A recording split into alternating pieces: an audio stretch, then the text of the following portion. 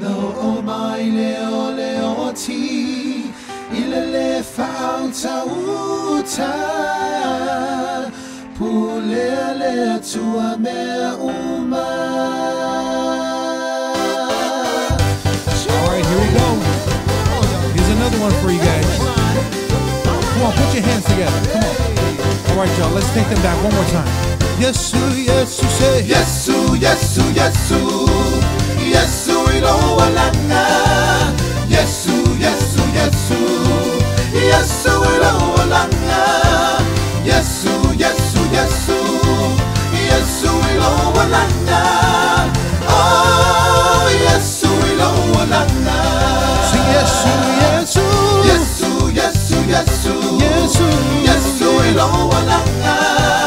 Yesu, Yesu, Yesu, Yesu, Yesu ilo walanga. Yesu, Yesu, Yesu, Yesu, Yesu ilo walanga. Oh, Yesu ilo walanga. And remember this whole song goes like this. All in the four, I feel it, talalele. Shout out, aine. All in the four, I feel it, talalele. Shout out, aine. All in the four, I feel it, talalele. Shout out, aine. Shout out, shout out, shout out. Alright, where my ultras at? Come on, All in the Alto. four, I feel it, talalele. Shout out, aine. All in the four, I feel it, talalele. Shout out, aine. Alright, where my sopranos at?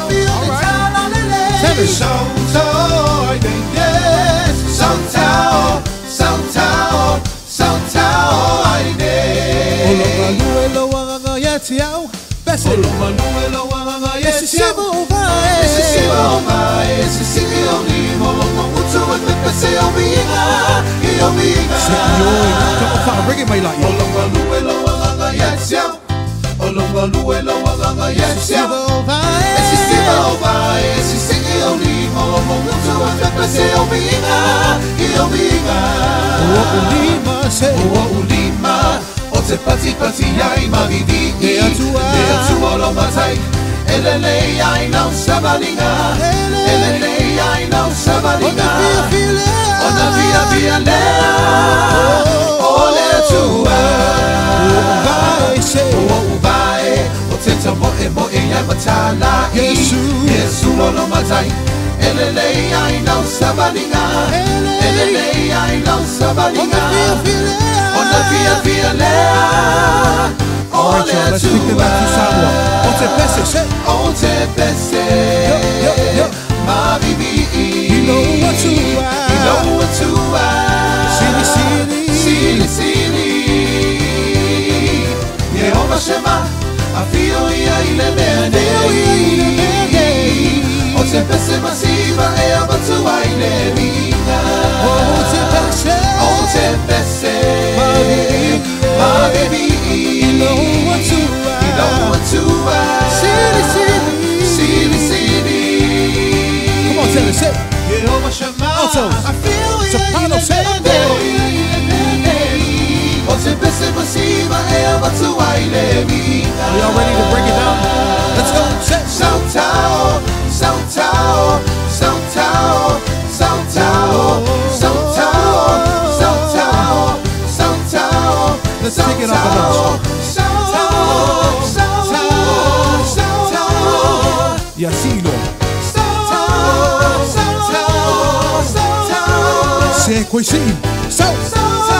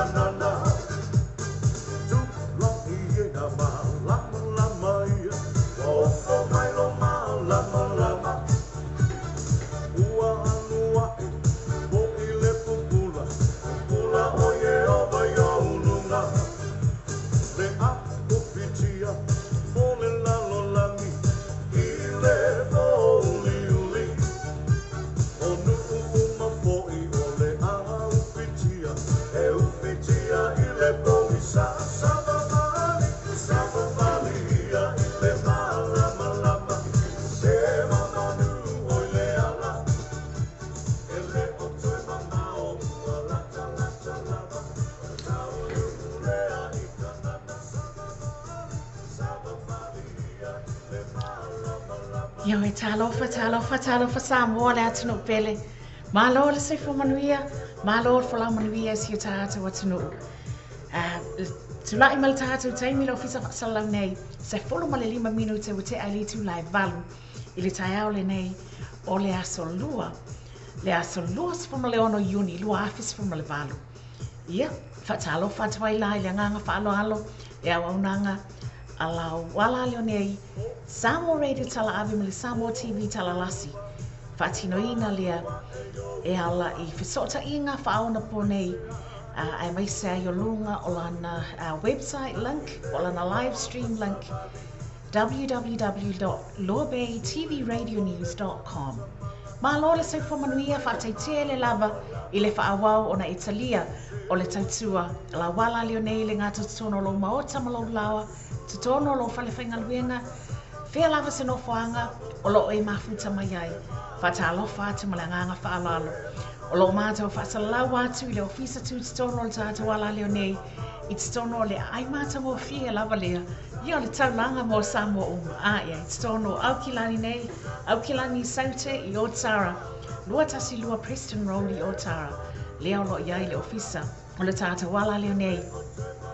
Samoa TV tala lasi ma le Samoa Radio tala ave. Ia, whatalofa atuai, e le ngata o whaawhiangainga manai o lātou whaletua. Ia, mai se ai foi o suli mawheo I le tala I le I no whapea o na whaatuna paulia I so lava se whata whaitaulanga, so lava se atunu o le kelope o lo whapea o na au mawai. Ia, o wā lava le tala ina o le whinangalo le atua. Whatalofa atu ma le nganga whaaloalo. Ia, mai se ai foi I tātou whatalofa le nei tai au. Na ia tātou ta māma tina mātitua lo whapea o na lea noa o na whaia le whaiva o le tui mai o le muli papanga. Ia a whianga iai se o tātou atunuu. Ia po le malosi fo o se tātou atunuu. Ia ma whaiva ma tiute o lo whianga iai le aso ma le aso. Whaatalo whaatuai pe a whai le nā whaatua e maua mai. Ia whaasalaunga le tātou wala leo nei. A le nā ua anga atu lau sā mo I whale whainga luenga. Ia, po le nā foi. Ua anga atu e amata o na tāpena atu nai whanau. Iti po o ala ma whanau foi. Mo a o onga I le nei tai au. Ia, mai se foi o fōwhanga ma lawa singa o le awhianga iai. Ma lo lava le whalaumanuia si o tātou atunu. Whalau tele atu le tātou whaatalofa pēna pese atuai. Ia le tātou awhai pese le nā. Ale sunga ia taila maunga ma le tātou awhai pese. Le pi supo kwaia. Ia, whai mai lātou mau. Tātou tu atu. O le tai au lava o le tu atu. O le vi inga ma le whaafitai le atua. Awa ana le se anua o ia. Ia, si e manu tātou te le au lia mai le nei tai au fō. Ia mai se ai fo'i e le ngata i le nā pei ona pese mai le sunga le whawhengainga Reverend Osana Tavita tātou sāwa wali pei luma. Iei le talitununga nisi o i tātou o lo whapea ona ala whaiae i le nei tai au i whanua noanga maloi mata malingi ona o le malanga a le maliuma le oti. Vatu wai wha mai senga si o tātou wala leo nei mo i lātou o malawa o lo whapea ona ala whaiane i mawhatianga le nei tai au. Iei le talitununga wana o le alofa lava whai pea o le tua e mawhai na tātou maua ai le wha mawhanawhanaina i taimi whapea nei. Ia mai se fo ia le talitononga nisi o i tātou o lo wala whaia e le nei aso luas po le ono ioni talitono o le aso nei o lo whapea o na whamna tuina ai aso so i fua o nisi o le tātou atinu. Ia momoli atu le whamalo ma le whaatalo whai mai se fo i o whamanuianga a le tātou wala leo nei mo o tau o malawa. Lea wa se mai titono le mātou wainga lea le jamo jam le lātou whaatalofa wha Pasifika whaalantele atu ai le whaatalofa le nei tai au. Ia mai se ai fo i la se i tātou asiasi atu le tātou Facebook page. Momoli atu ai le whaatalofa le nei tai mi o le tai au. Le ngata o si uso ia a lena whea ngango le nā lo whaatalo mafuta mai all the way from American Samoa. Talofa ma loto i fo manuia a lena. Ia mai se foi whaatalofa atu ia le sunga a minute lo tonu ia mai se foi whaatalofa atu i le nganga whaaloalo le sunga ia junior vai lolo ma lato ainga nā lo mafuta mai all the way from Long Beach in California. Tai au manuia whaataitele le mafuta mai junior le ngata le nā whaatalofa atu ma le nganga whaaloalo tamaita ia ana tele Pacific sulai ma le ainga. Ia ai mai se ai fo i whaatalofa atu nei tai me le tai au jo a beti ka lo whai a jo masiona nana jo tal sia o whai se breakfast nana nei tai au. Ia ai le ngata le nā whaatalofa atu ai i le ngata o i lātou o malawa le nā o lo o maua mai le tātou no wa vave le o atu a comments i lalo le nā o lo maua mai le tātou porkalame le nei tai au whea lava se no whanga lo e mafuta mai ai Alieska Wolves le ngati le nā Susana Ofisa lo lau nisi le ngati le nā Juliana Malaimi Tala Lelei Asa Afualo le ngati le nā Misikopa Peleti Mataktia Whaatalofa atu ma le nganga whaaloalo whaataitea le lava le mafuta mai i le nei tai me le tai au. Le besa le nei mai le jamo jam whaalautele atu ai le whaatalofa le tātou wala leo le nei tai au. Momoli atu ai fo i o olo whaanga mo o tau o malawa ai mai so le tātou porkalami le nei tai au. Jamo jam, warm Pacific greetings to you all.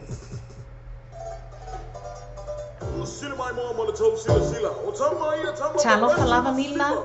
Ladies and gentlemen, boys and girls of all ages, JJ Productions proudly brings to you Jam. So, Sometimes I think about where I was from. The palm trees, seashells, hot summer suns, Pacific colors wherever they may be. Tahiti, Tokelau, Samoa, Fiji, sing to their glory, the Tona, or Niue.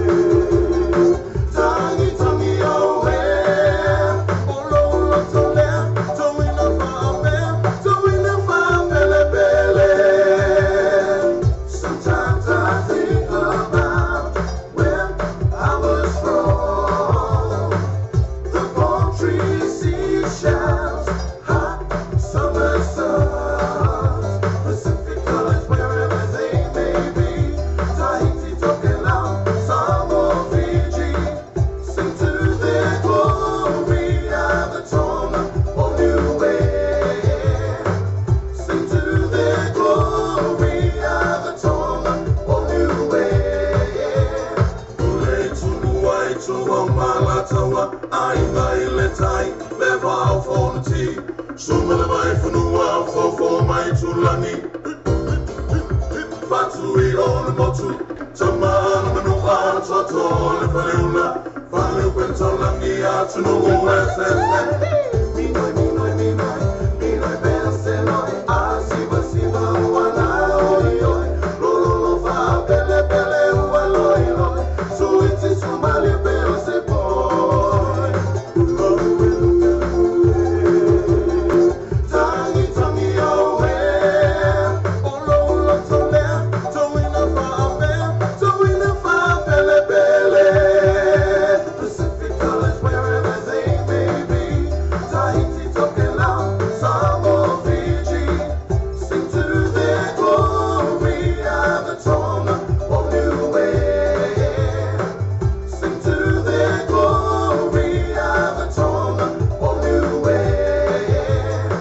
Sing to their glory, Avatonga, or Niue.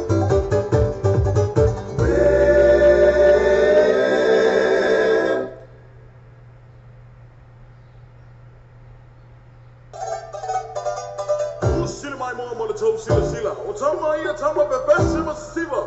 Ladies and gentlemen, boys and girls of all ages, JJ Productions proudly brings to you Jam Still. Sometimes I think about where I was from. Yelena si fong malie o le jamo jam falatele tuele fatalo faltato por kalami nei tai militao mo ilato o malava lena o lo wa mai ia le tato por kalami ma lo lava so formanuia i si tato atino ia fatalo fatwai le nei taimi a pe afail na fatwai ma o mal tato por kalami talofa malos le so formanuia si o so ia Elenice Helens alina lo ma fitamai ai ngata fo ilia fatalo fatu ia tala lei asa afualo fatite le lava ma fitamai tala lei ia ai ia le tatu nonga le nei tai au e ta pena pena ia ma mata fo ilo waso lua le aso lua sfo maleono nei o uni nisi nei o tala mo lo sila fia faso atuai ia le ngata ai fo ilia tutono le o te mamao no o waluatu le au mai i le tātou tala o le tau mo lo sila fia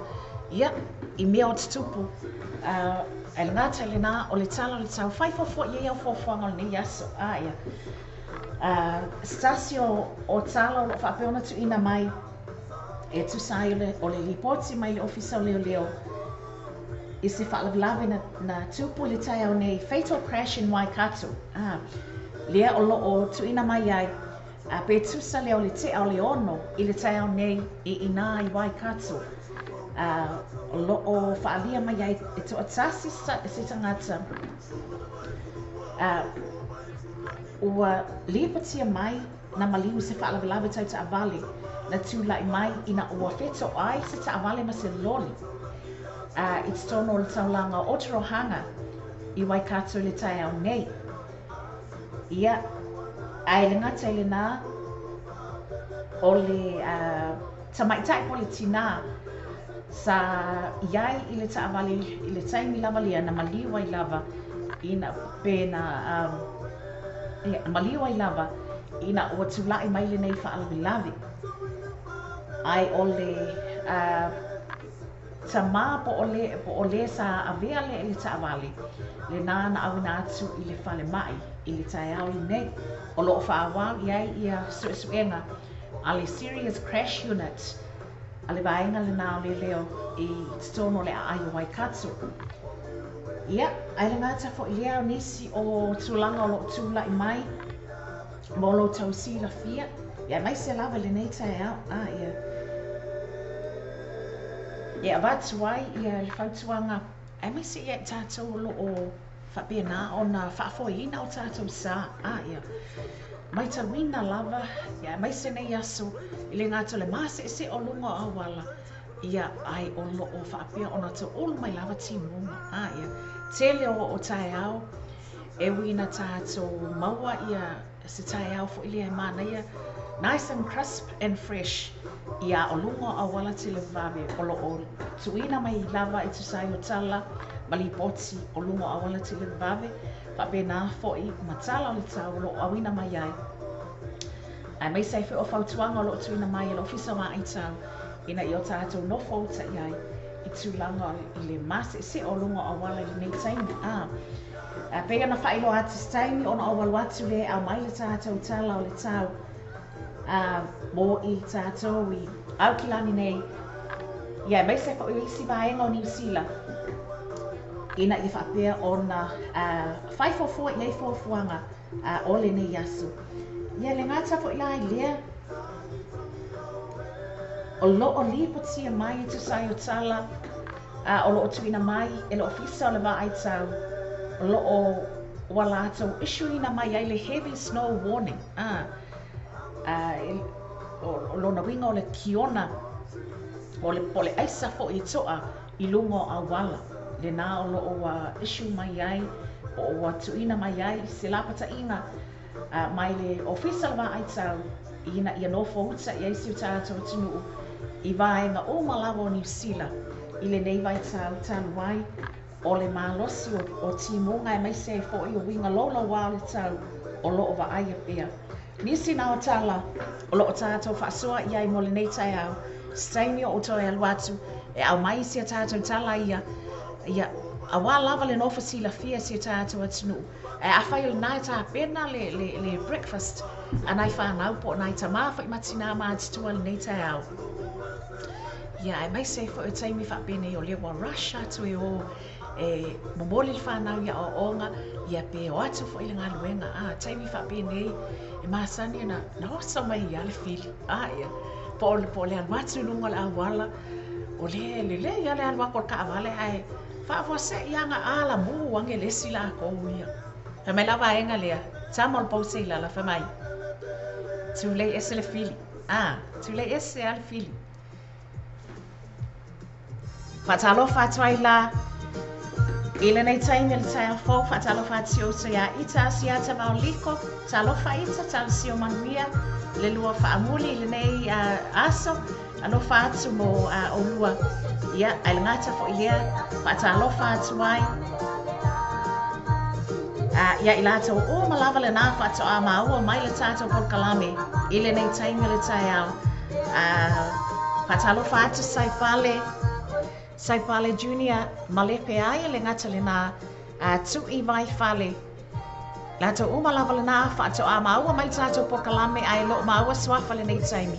Ma lo le soifua manu ia whai le nā lo e mafuta mai lunga le tātou YouTube channel po lunga fo e le tātou Simple Radio app po lunga le tātou website le link masani le tātou ala leo ma lo whaataitea le lawa le mafuta mai bese le neo lo o pespese atuai le po i tamo le po se ilala mo i tātou le nei tai au. Ia le ngā tālofa whaatai mafuta mai tāwita nā tāno.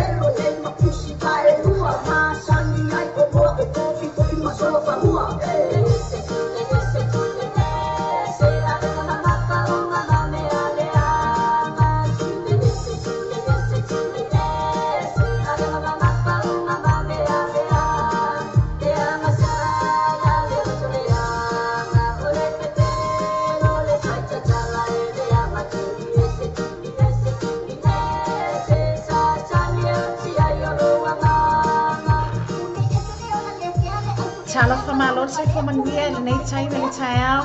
Whatalofa atuai whatuia malawa alo niu.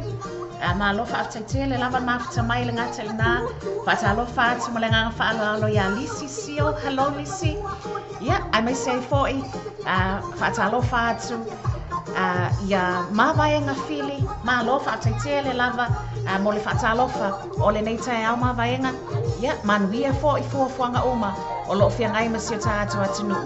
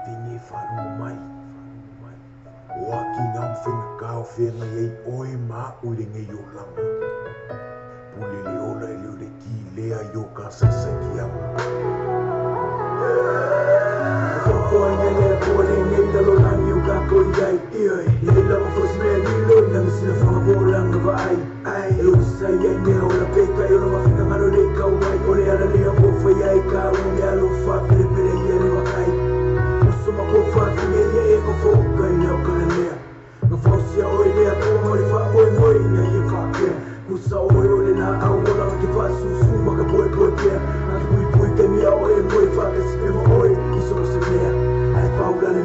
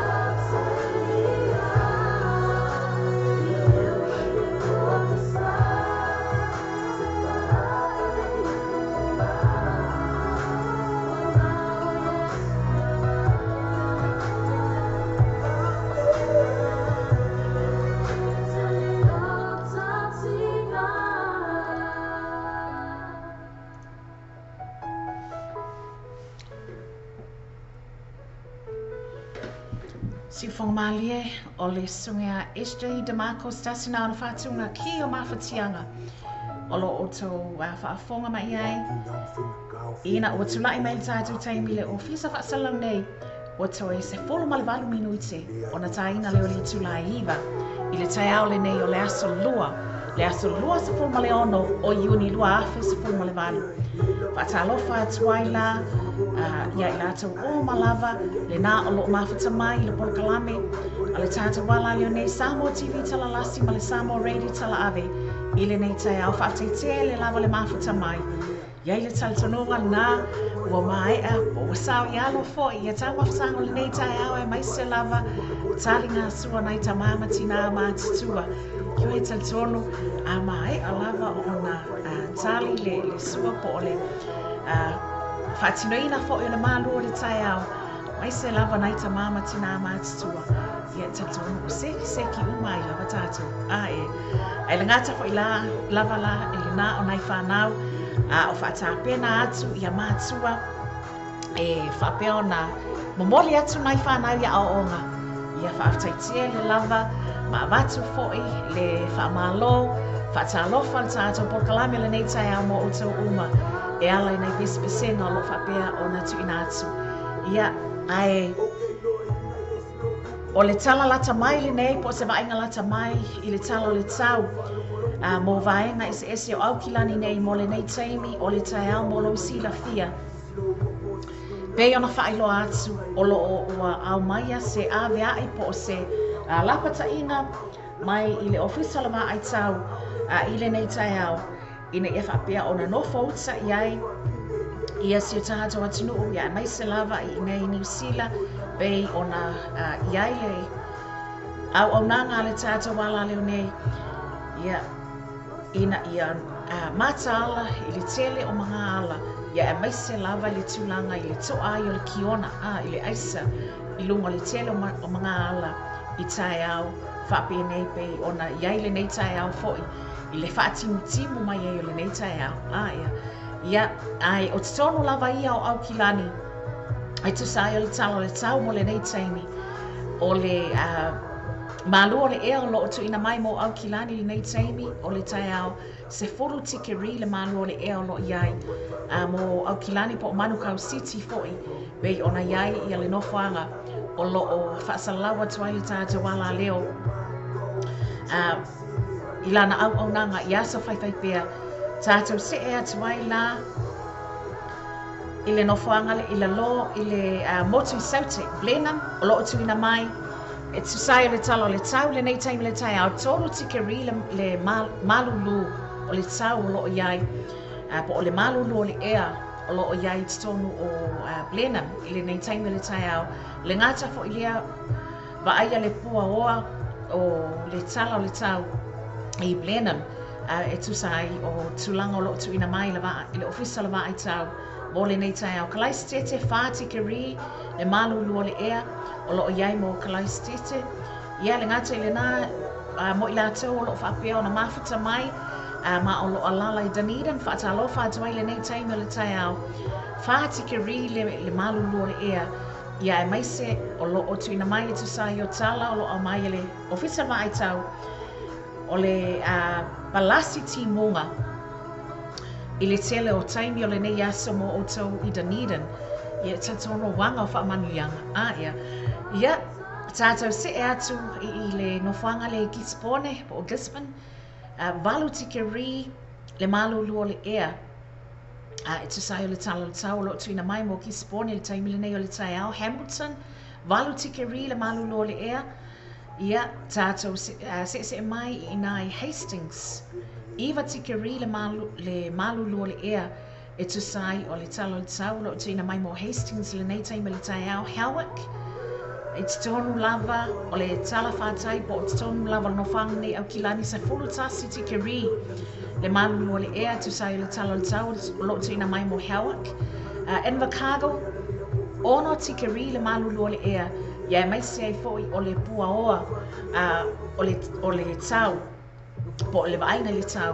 i te tono Invercargill i le tele o vaenga o le nei aso e tu sai o le tala o le tau lo tu ina mai tātou se e atu ina ai Wellington e Lower Hutt lima tikeri le malulu o le ea o lo tu ina mai mo Wellington e ma Lower Hutt le nei taimi le tai au whaatalo whaatuai la le tātou Porkalami mo i lātou o malava le nā o lo mafuta mai i te tonu o Wellington e po o Lower Hutt le nei taimi le tai au whaatalo whaatuai e si o uso ia whalewhia ia po le tamaita i fo ia ila le nā o lo mafuta mai ai i Wellington e malo lava le soifo manui au so ia mai se fo i la tātou se e atu toi se e atu i le lo i le motu i saute i Melbourne lo o tu ina mai ai tu sa le tala le tau mo Melbourne se folo tikeri le malu o le ea o lo tu ina mai mo lona winga e faale maini tele le malu lo ina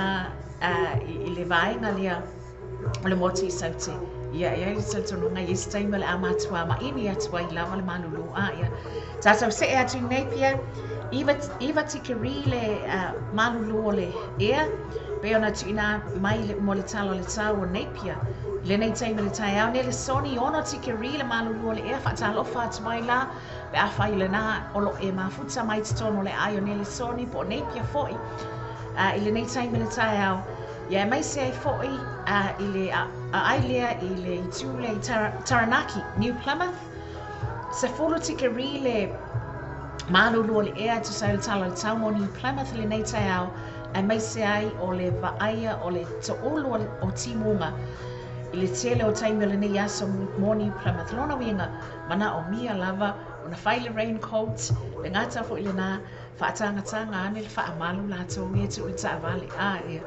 Ia le ngata ile na whaatalo whaatua i la mo se tātou atunoo. Le na o lo o mafuta mai te tono le Ioni Plymouth. Ia mai se fo i moli atu whaatalo wha nei taimi le tai au. Le ngata o le whitalainga ia whae ma le nofo alo. Ia mai se ai fo i le tōtele o le tātou au mafuta. Le na o lo masane na mafuta mai ni Plymouth. Malo lava le se fo manuia. Palmerston North tai fo i atu tātou tala le tau. I te tonu i niso vaenga Wellington. Palmerston North. Fitu tike ri le malulu o le ea. O lo tu ina mai mo o tō. I le nei taimi o le tai au. Ia, ai le ngata i lea tau ranga le tōsa soma i nei ia i mātou i au kilani tō hanga mai i nei. Se furu tike ri le malulu o le ea. O lo tu ina mai mo o tō. I le nei taimi o le tai au. E mai se ai foi o whangarei. Lea o whaai ua tu i el tātou tala le tau. Mo no whanga SS i tono New Zealand nei. Mo le nei taimi o le tai au. Se furu tike ri le malulu o le ea. E tu sai le tala le tau o lo tu ina mai mo o tō. Ia, bei o na lapata i atu tātou Port Kalami le nei tai au. Tā ua lava o na tātou no fauta e tu sai o tūlanga ma le tala le tau o lo tu ina mai. Ia mai se o le whimalanga ia I lungo a wala tile mwhawe. Ia. Whatalo whatua I pēr whaile nā whatua e maua mai le tātou Port Kalami. Ma lo lava whataitia le la mawhita mai si tātou tinu. Juliana Malaimi. Whatalo whātu le nā o lo mawhita mai Brisbane. Whataitia le lava le mawhita mai Juliana. Garnet moia I latu. Male ainga. Whataitia le mawhita mai Heather Lama. Whataitia le mawhita mai. Lea ua se mai tonu le sā o le puni ala waa. Pese atuai mo o tau le nei taimi le tai au. Mani tia le lava fuafuanga o le awhia ngai masi o tahato atunu I le nei aso.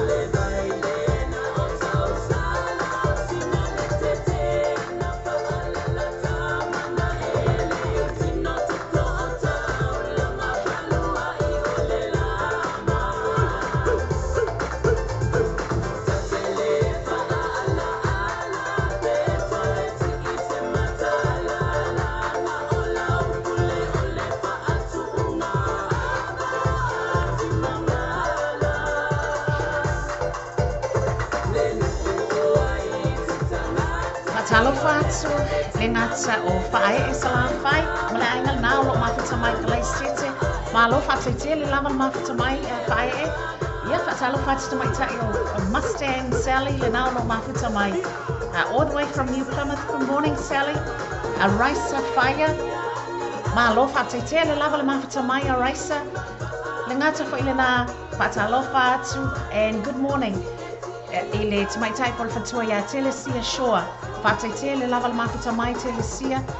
Le ngata fo ile na o ilato o malava le na o lo o mafuta mai. Ai lo maua swafa. Malo le sui fomania isi tātou atu no.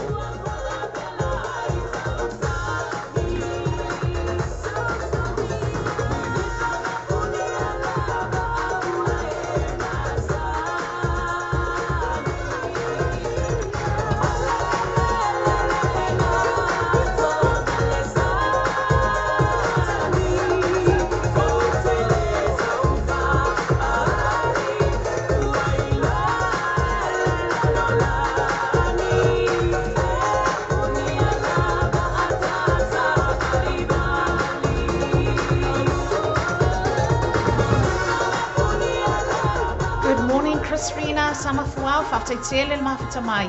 Mani tele le ne yaso. Mo si tātou tunu i fuafuanga malava singa o whenga iai.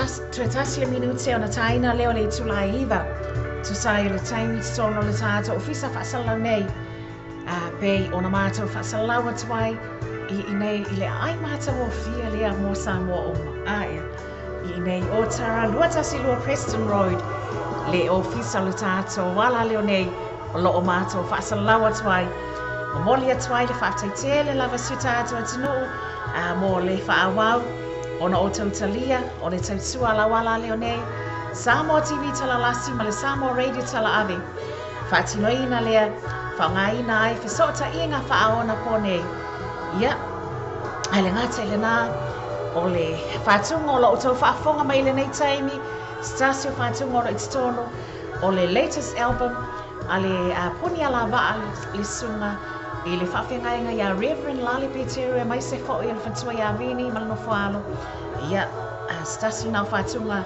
Pe ona pese mo I tātou I le nei taimi o le tai a vai tuai foi o le tātou whātau taina.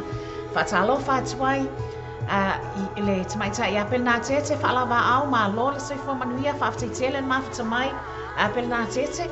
Le ngata fo I lea whātalo whātu whatu ia Cecilia ngango tuinga mala ma lo le soifo manuia Cecilia ta lucia o nā ua mautu ia le breakfast le nei tai au ia. Ma lo lava whaataitia le mawhita mai. Ia, aile ngata I le nā, a mai al whātunga lea. Molo tau sila fia fo I ai tantanonga o le tātou lipine lea po le CD. A le puni ala waa. O lo o mauas whamtalanga nao lo o whaatawina I le whale o loa le nā o le SAP. I tonu po le Samoa Stationery and Books. I tonu o le tātou mauta mo Samoa, po le whale mo Samoa, I tonu o mangele. A le ngata whale nā whaafso sa I ane le awhionga I ana nai via lane Peteru I lunga o la naitula o Facebook. Pe a whaile nā o lo o e fia whaataua mai, ma e fia maua sau kopi o le tātou CD le nā le puni alawa. Ia, ai le ngata le nā whaatalo whaatuai ia Lily, le nā lo mafuta mai, ma whaatalofa mai fo I nei taimi le tai au. Good morning, Lily. Ia, ai mai si ai fo I la lea wa ova ai atu lea wa tātono lava le itu la iwa. Ai le ngata le nā o lo o se e mai lo itu tono ma le sā o le sunga ia Sayuli umalau. Mo tātou news po o tala fo, I tala o mea o lo tutupo I tono New Zealand nei. Mo le nei aso, le aso lua sa fol ma le ono Iuni. Lua afe sa fol ma le valu. Lea le a tātou atu lo la se au mai a tātou talafou nei. Ia mo loutou sila fia, o mafua ona, po o mawhai ona awina atu a tātou tala nei. Ona o whasota inga, whaavao ala leo. A le tātou ala leo nei, Samoa TV tala lasi, ma le Samoa Radio tala ave. Ia mai se foi o le au nanga, a le Radio New Zealand International. Usi mai al whaafonga.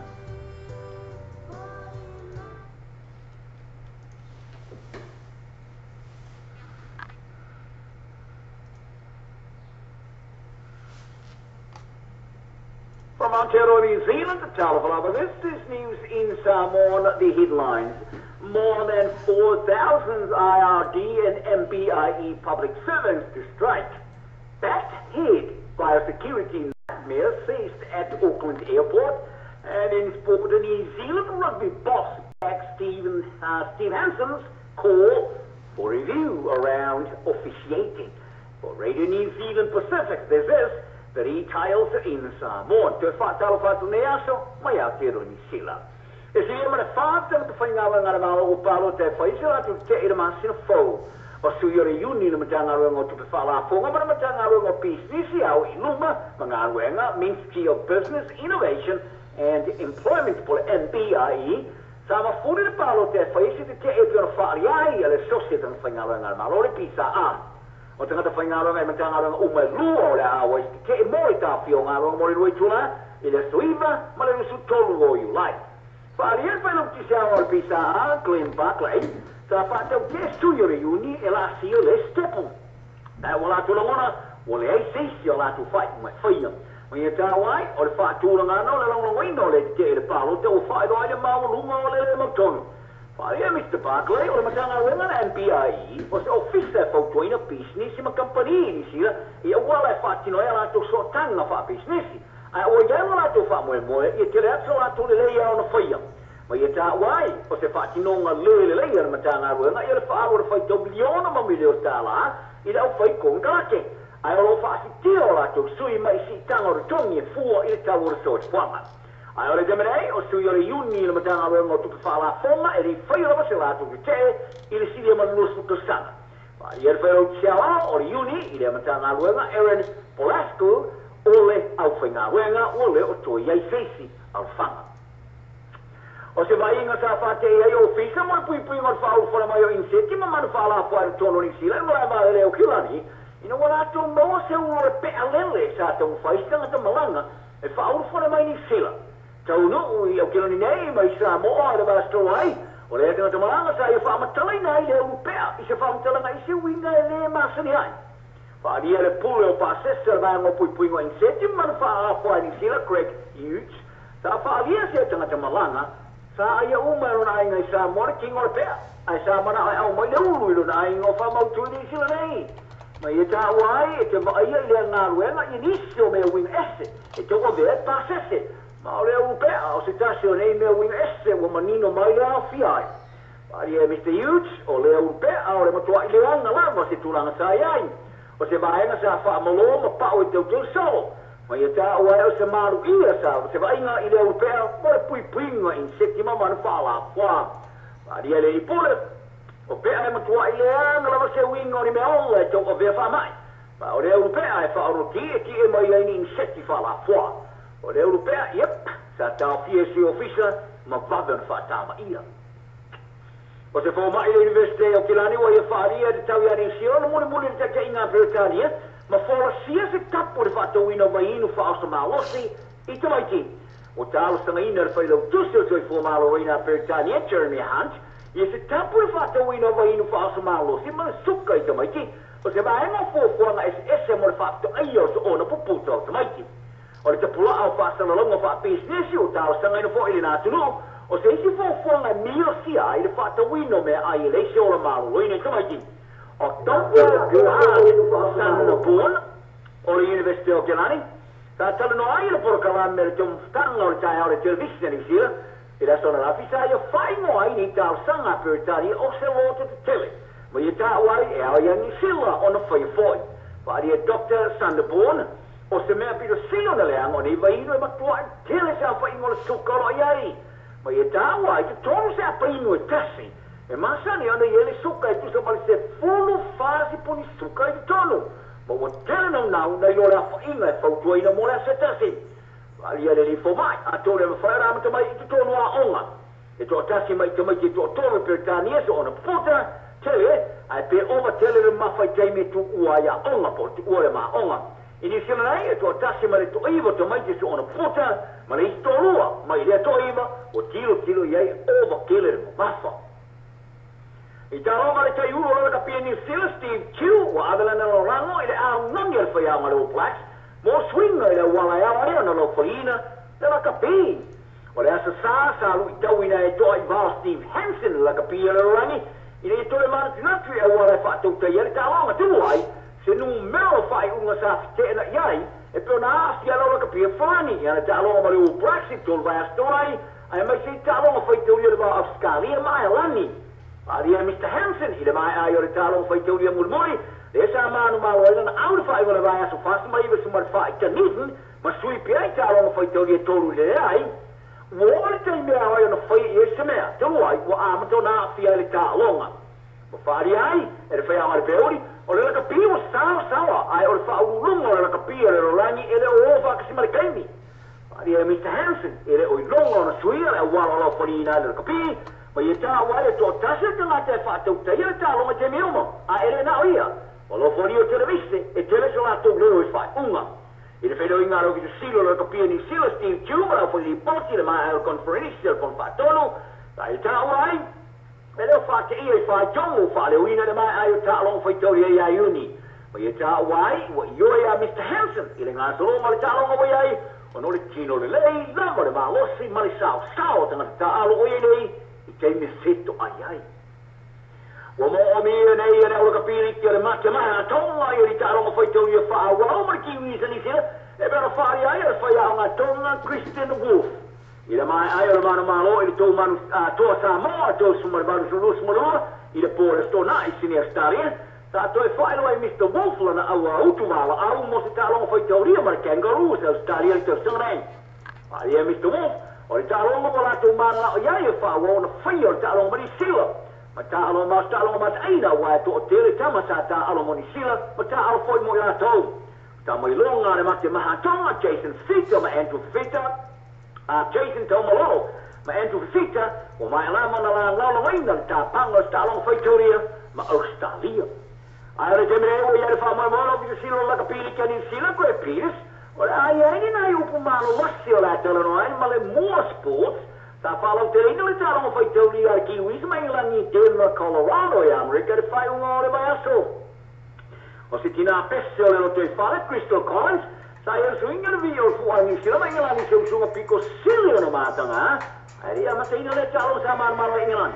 Ai lo swinga de vio fu ani sila god que in New Zealand. Ha si ecco na le manu yima matanga. O na le ngate ina le no upor vio fu e fa ma ori man fa pesania. I do SMR, well on a best SMR, well fucking ta. The two on the side, long feet, go to Capo in Silla. I know I am Mr. Peters in Lake Your Radio Live, and I'm soon to be your foot on in Silla or Lumba. Mas het al there, maar om het waar jullie VVI.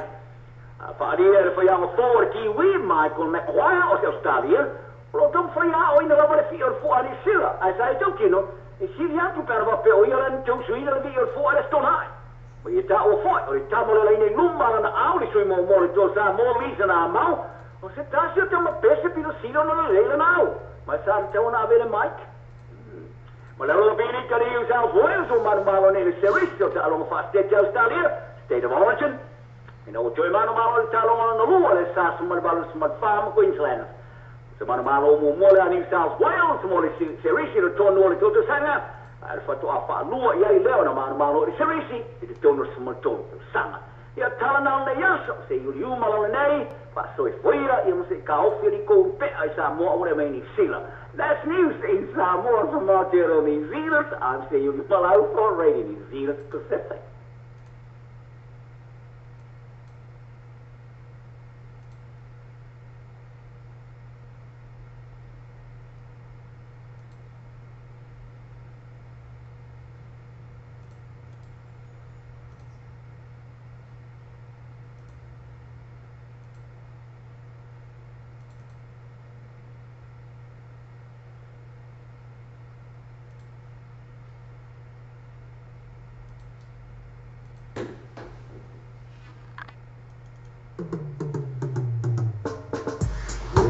The requested song of the night.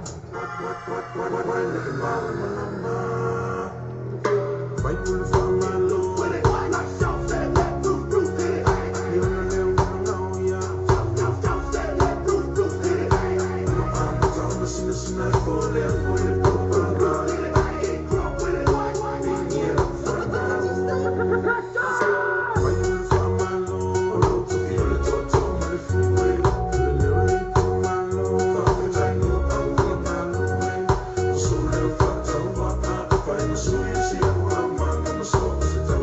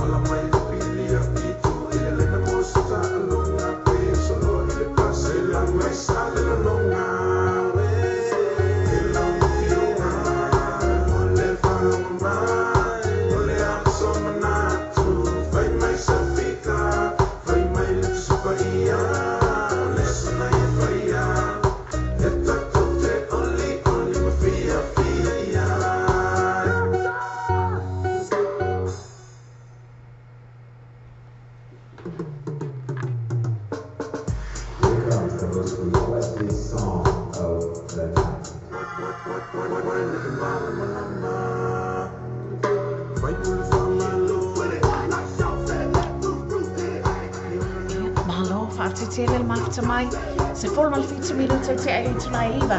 I le tai ale nei, o le asa lua se fol male ono yuni. Lua afe se fol male valu. Ia I mātou I New Zealand nei.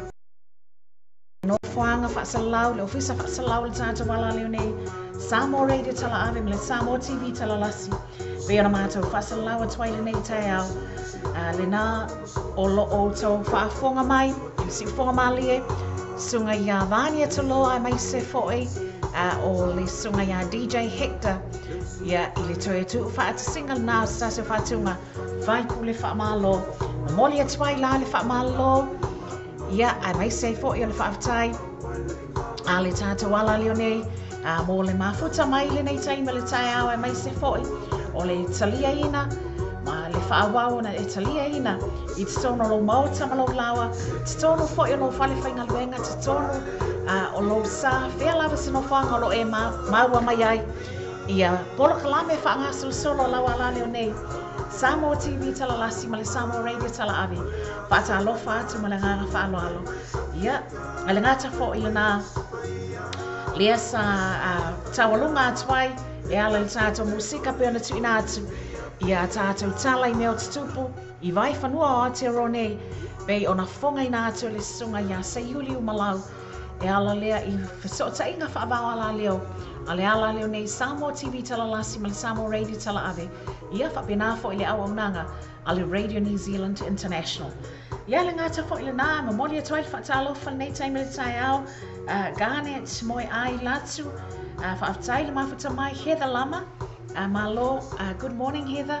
Ia, ai le ngata fo I le nā I lātou o malava le nā ele o māua swafa al nā o lo o whapea ona mafuta mai be sa mafuta mai fo I le nei tai au ia, le ngata I nā I lātou o lo mafuta mai lunga le tātou YouTube channel a le tātou ala leo nei whapea nā fo I lunga le tātou Simple Radio app o lo o whaonga ina ia, a wā lava le kiliva ina po le whaatino ina o le au nanga ale ala leo nei yasa taitasi po lunga fo le tātou live stream link masani lowerbaytvradionews.com ma lo le se fo manuia isi o tātou atinu le pese le nā o lo o pese atua le sunga ia vani atu loa ia whapena ma DJ Hector vai atua I foe o le tātou whaatau tainga le nei tai au ia mai se foi moboli atua I le whaatalofa a le tātou wala leo ia I lātou o malawa le nā whaatau a maua mai le tātou porkalame le nei tai au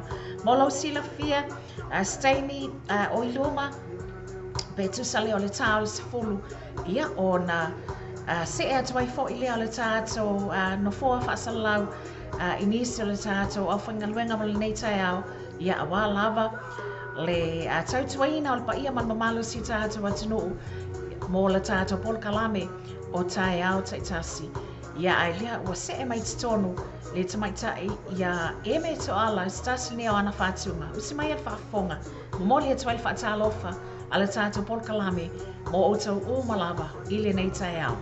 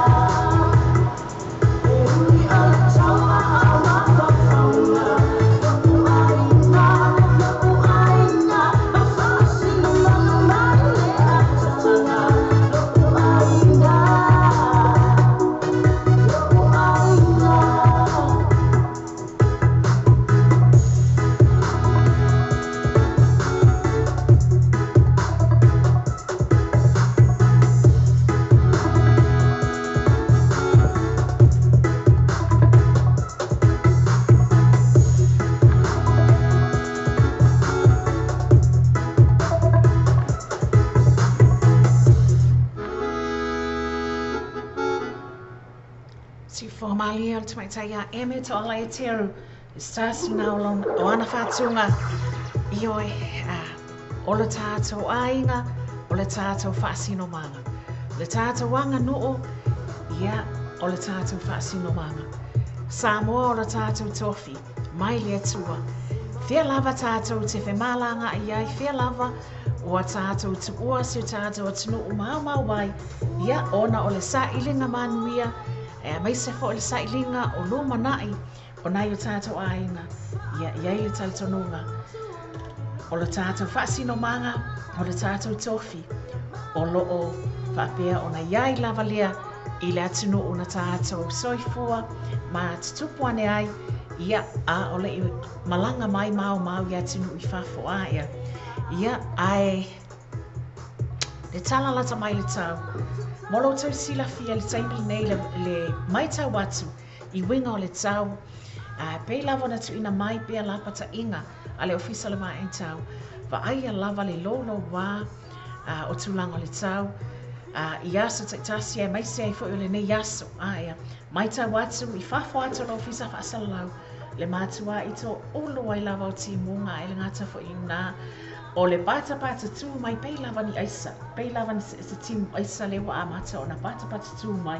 Lona winga, tātou whaata aua, i ale tele o la pata inga, o lo tu ina mai, e ala lea, i le tātou tala, ale ofisa o le va ai tau pei, o na tu ina atu ai foi, le update o le tātou tala le tau, i le neita e ao mo si tātou atunu.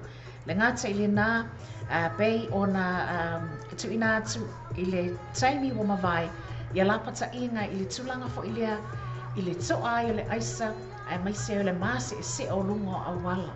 Ia, e le ngata i le nā, o nisi o vaenga, i le toa i pia o le kiona, i le tele o nisi o vaenga o New Zealand. Mai tau ina atu, e tu sa le tala le tamo au ki lani le nei taimi, i le ngata ina se fulu tike ri le malulu o le ea o lo o iai. Ia ai o le malosi ai fo o le pa o mai o timunga i le nei taimi o le tai au.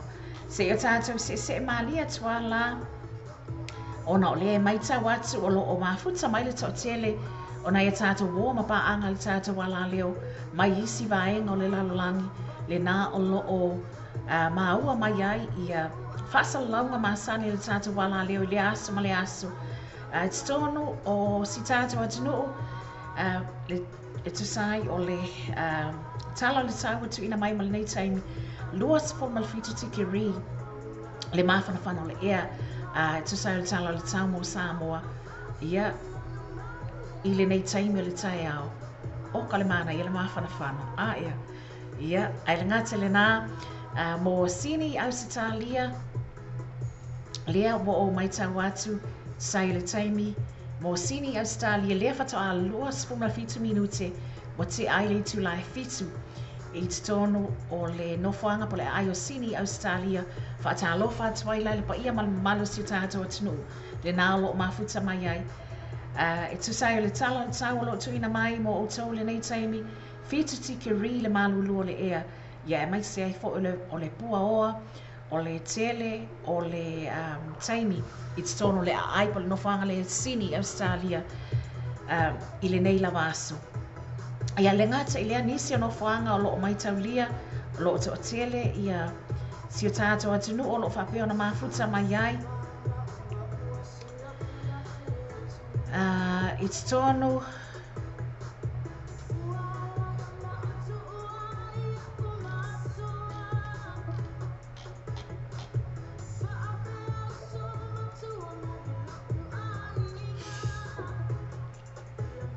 San Jose, America, le nā o loo i California, America, le ngata o loo mafuta mai ai, stasi usui le tātou wala leo nei ta mai ta ia e se fo leni e mai se foi o te lātou e kalesia a le tāwha tolu i San Jose, America, California, ia whatalofa atuai le nei tai au maa nai le mawhana whana o le tau e tu sai o le tau o lo tu ina mai mo o tau le nei taimi. Luas fu malfita tike ri le mawhana whana o le ea e tu sai o le tau o lo tu ina mai mo o tau. Ia e mai se ai fo i le nā o lo o mai tawina taimi nei lava le e tu sai tala o le tau mo San Jose, Amerika, 2.5 minute o te ai le tu lai lua.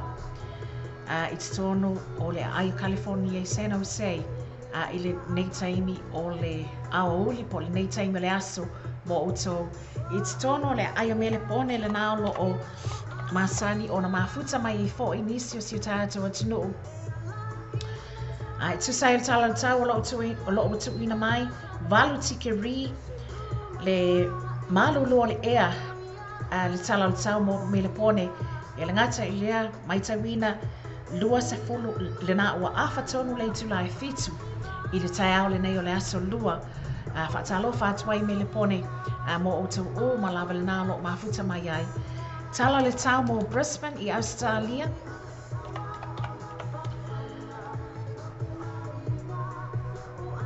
sai le tau lo utuina mai mo Brisbane se fulu ma le toru tiki ri le malu o le ea ia po le mawhanwhana fo I le ea o lo utuina mai mo Brisbane e tu sai o le tala le tau mo le nei taime le aso le ngata whakanana wa awha tonu lawa le fitu I Brisbane I le tai au le nei o le aso lua se fulu ma le ono o iuni lua awha se fulu ma le valu Fiolai, leo koi umi foi e wha alo foi o iuni lato ia ia. Ese le bava le alo le nei tau sanga. Ia ai so ia. Whaaftai tele le alo fo le tua. Ia I le talitonunga o lo whapea o na malu puipuia. Ia si o tātua tunu. Fea lava se no whaanga o lo whapea o na mafuta mai ai. Whaaftai tele lava le mafuta mai. Ma lo fo I soifua manuia. Le ngata fo I lea wha manuia atu. Ia asa soifua po asa whanau o I lātou o malawa le nao lo whaamana tuina asa soifua ma asa whanau I le nei aso le aso lua sa fulma le ono iuni. Lea wa se mai tonu le vaenga lea ina ia whaafia atu mo o tau le nei taimi o le tai au.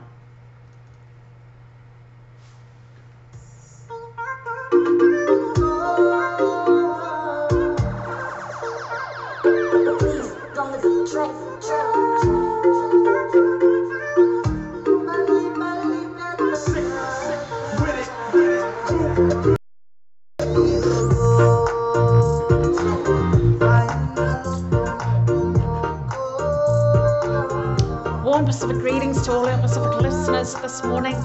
You're tuning in to Samoa Radio Tala'ave and Samoa TV Talalasi Online. Thanks for joining us this morning.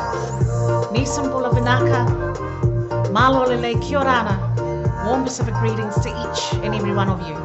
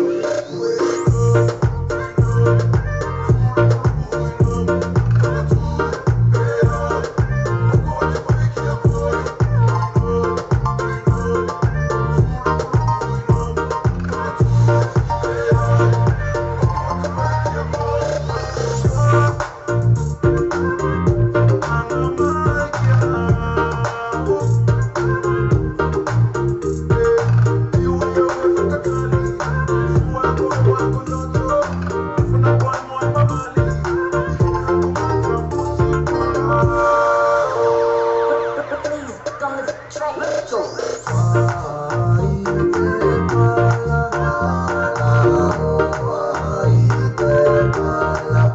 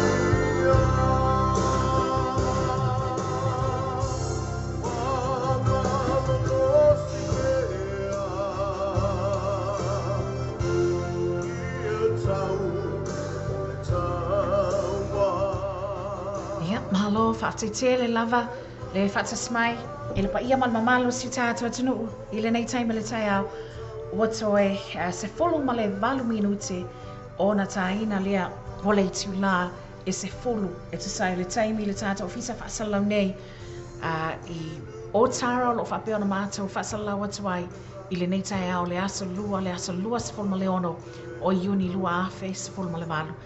Ia, e talwai ona o lea ua maua le whaotainga i le nei taima le tai au ma le sui le tātou wala leo le nao lo mafuta mai i le au aunanga a le censored autos i te tonu o le ai o tahuhu valu tasi huia road lea o le a tātou whaotai atu loa iai ma tātou koneti atu i le nei taimi ia a wala le tuina mai o se li poti lata mai a le tātou au aunanga le nei a le censored autos mo le nei tai au. Ta alofa malo soi fo manuia mastangango nei tai mal tai au.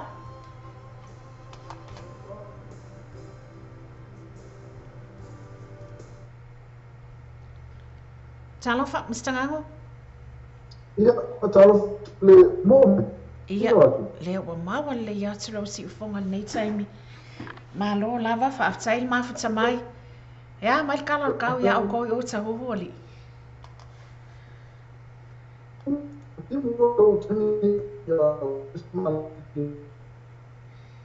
Na pe e motu mai so sa ingal timing nei mstangango fa mon mol.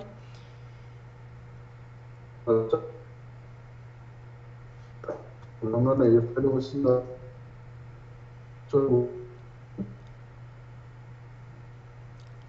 Se sa no mai pe o tam fai lava e piki atu le.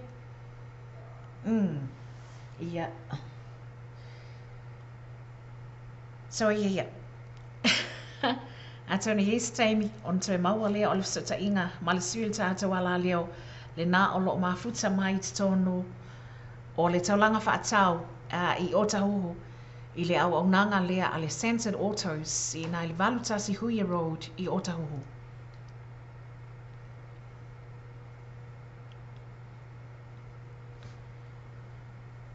Whaawa watu ia talo fa mstangango leo watu e maua le fsota inga nei taimi? Ia, talo whanawa ia te o le kumete rasa lau le ngatu leo o le tātua tiu o mafuta mai numa tātua ala leo numa tātua sipo le app whena whai marunga le website ia ma le YouTube channel whena whai Facebook naro lai mai ei ia o le matu whaalongalonga atu ma le pule o le tātua Sensor Auto sima Saranda Shama i le tātua Simple Radio app ia le ala o tu ma ele tau nei o tau o fai la sina malu le ngati fo le timu ia o ia tu la e o kila ni atu lo le tan ia tau si ia toi o ngai ki mo ta o ali imstangan le mo ko ki mo rova o ya le la ma ko yo ta ia masalo ia o se la fo le ai i mo wanga fa manianga mo wanga fa manianga na e te olu ina ya o te hu ile nei tai me le sai awa ia